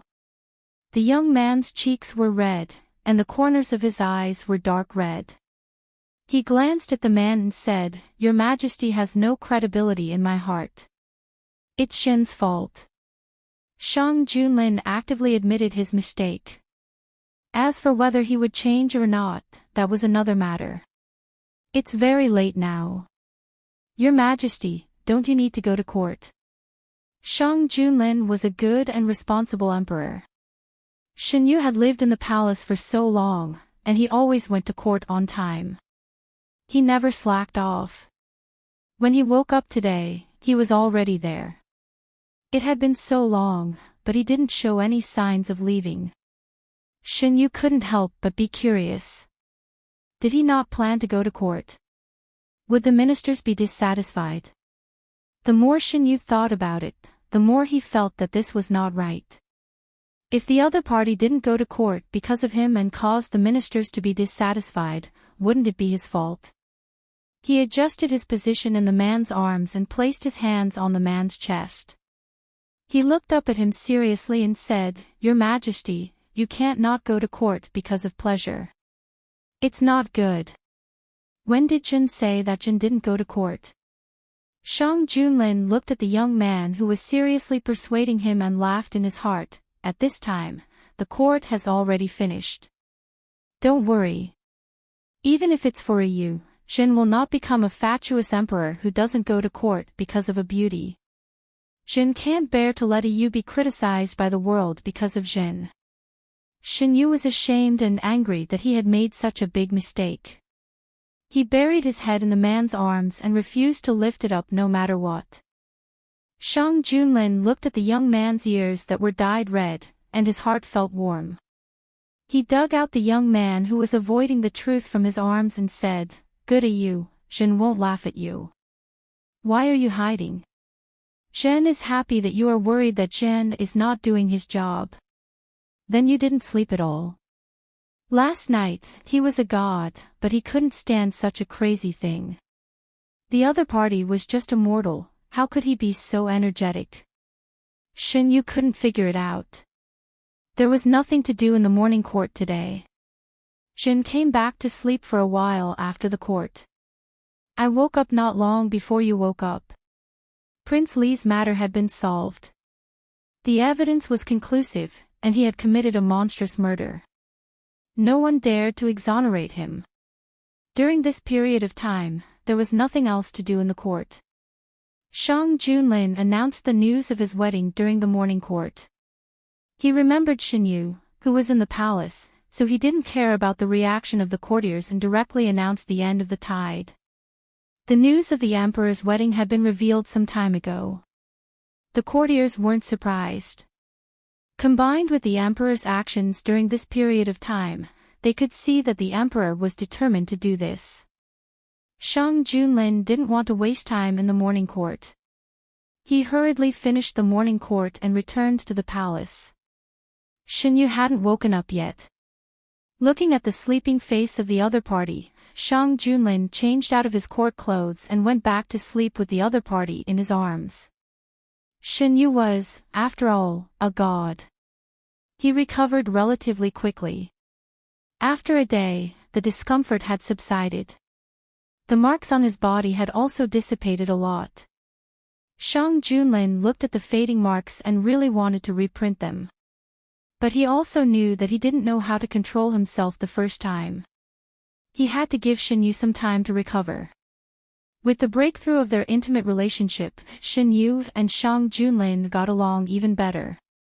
No matter where they went, as long as Shin Yu was willing, Shang Junlin would bring him along. The drought was completely solved. It wasn't known when it started, but rumors began to spread among the people that the drought was solved because the heavens were dissatisfied with Prince Li and Su Daozhang's evil deeds. The messenger was now in the palace and was about to tie the knot with the emperor. The two of them were destined to be married. One of the reasons the messenger appeared in Dahuan and solved the natural disaster there was to keep the appointment with the emperor. So miraculous. Is it true? Someone questioned. Of course it's true. Otherwise, why didn't the messenger go to other countries? Why did he come to Dahuan? Dahuan isn't the only country suffering from drought this year. I heard that the messenger first appeared in Mount Shi. Before that, there were no traces of the messenger's existence in the world. Some officials in the court didn't believe it and sent people to investigate. Indeed, they couldn't find any traces of the messenger's previous life. This can't be fake. The news spread, and the people were looking forward to the wedding. The officials also felt that it was inconceivable. They didn't believe the words of the people at first, but the results of the investigation made them believe it. The imperial preceptor, the prime minister, and other officials didn't object at first. Was it because they received the news in advance? Since he has such an identity, why didn't he tell us in advance? He made us wait for the memorial. I don't know if it will make the messenger unhappy. Under Shang Junlin's arrangement, the voices of opposition disappeared. With the celebration of the entire nation, the day of the wedding finally arrived. It wasn't the coronation ceremony, but the wedding of Shang Junlin and Shin Yu. On the day of the wedding, the officials saw the real face of the rumored messenger for the first time. It was no wonder that they didn't know. The emperor was too protective. Many officials felt that if it wasn't for this wedding, they might never see the messenger's face. After seeing the messenger, no one doubted Shen Yu's identity anymore. There was no other reason. Shen Yu's appearance was too convincing. With his white hair reaching the ground and his otherworldly temperament, he suddenly looked like an immortal. Some people would even believe that he was a real god. As one of the few people who knew the real identity of Shen Yu, the imperial preceptor once asked the emperor why he used the name of the messenger. Shang Junlin told him that it was decided after discussing with Shen Yu. On the one hand, Shang Junlin didn't want Shen Yu to be disturbed. On the other hand, the real name of the god couldn't be known by too many people. Until the end of the wedding, everyone only knew that the one marrying Shang Junlin was the messenger sent by the heavens. As for the other party's name and other information, they didn't know anything. On the day of the wedding, Shen Yu and Shang Junlin both changed into red wedding clothes. Both of their appearances were outstanding. When they stood together, they looked very compatible. The imperial preceptor participated in the whole process of the wedding. It was different from the previous weddings of the emperor and the empress. This wedding had some ancient rituals. After all, this was a wedding between a god and a human. As the officiator of this wedding, the imperial preceptor was very excited. After he finished reading the congratulatory words, the auspicious signs from the heavens enveloped Shen Yu and Shang Junlin. Those who witnessed this wedding no longer had any thoughts of questioning Shen Yu's identity. After the wedding, Shen Yu's life didn't change much. Other than having to deal with Shang Junlin, who was in high demand, Shen Yu himself also enjoyed the feeling of intimacy with his lover, so he didn't think much of it. After the wedding, it seemed to prove that De Huan was blessed by the heavens. Under the leadership of Shang Junlin, De Huan developed better and better. Its territory expanded, and its national strength became stronger and stronger. 10 years later, Shang Junlin selected an excellent child from the imperial clan to be his successor. 15 years later, Shang Junlin gradually let go of his power. Every year, he would take Shen Yu to tour the mountains and rivers. 25 years later, a new emperor ascended the throne. Shang Junlin and Shen Yu disappeared in front of the people. Some people said that they had seen the two figures in the beautiful mountains and forests. Some people also said that they had seen the white-haired immortal on the top of the snowy mountains. However, there was no trace of the other person beside him. 100 years passed in a flash. Shen Yu sent his lover away and returned to Mount Shi alone. Once again, he walked through the place where they first met. When Shang Junlin was still on the throne, he ordered that everything here should remain the same. After the new emperor ascended the throne, this order was upheld. Therefore, when he revisited the old place, everything was the same as before. Shen Yu looked at the blooming flowers. It was as if he had returned to the day when they first met. Shen Yu had never told Shang Junlin that he was awakened by him. After so many years, he had also thought of keeping Shang Junlin. However, even if he was a god, he could not change the lifespan of a mortal at will. If he forced it, he would be punished by the heavens. He could force people to stay for a while, but he could not force people to stay for a lifetime. Without Shang Junlin, there was nothing in this world that could attract him. Shen Yu returned to this place just to take a look at the place where they first met. His eyes were slightly closed. A steady stream of power was emitted from the handsome god's body and fed back to the world. "What are you doing?" A man's urgent voice sounded behind him. Then, Shen Yu fell into a familiar embrace. "Sorry, I'm late." One kiss after another fell on the young man's face and neck, with a strong sense of comfort. "Why are you so stupid?" Shang Junlin was scared when he thought of the scene he saw when he hurried over. Shen Yu was actually dissipating the power of the origin. Was it because he was no longer here, so he used this method to force himself into a deep sleep? Gods would not die. However, once they lost their power of the origin, they would fall into a deep sleep and would not know when they would wake up. They might also disappear from the world during their deep sleep. Shang Junlin did not dare to imagine if he had been a step late. Fortunately, he had rushed over as fast as he could. Shang Junlin hugged the white-haired immortal tightly in his arms. He was very distressed. Shen Yu opened his eyes. The familiar handsome face came into view. Shen Yu hugged him tightly and could not wait to kiss him. Don't be afraid. We will never be separated again, Shang Junlin replied gently and patted his back to comfort him. Why are you? Shen Yu's voice choked. It's all thanks to a youth that I finish my tribulation in advance. Shang Junlin hugged him and roughly explained the cause and effect. Shen Yu could not listen to this now. Are you really back? Yes. From now on, even if Yu does not want me, I will not let go. Shen Yu rubbed against the man's arms. I will not abandon you. Under the bright moon, the two loving figures hugged each other tightly. There was nothing in this world that could separate them.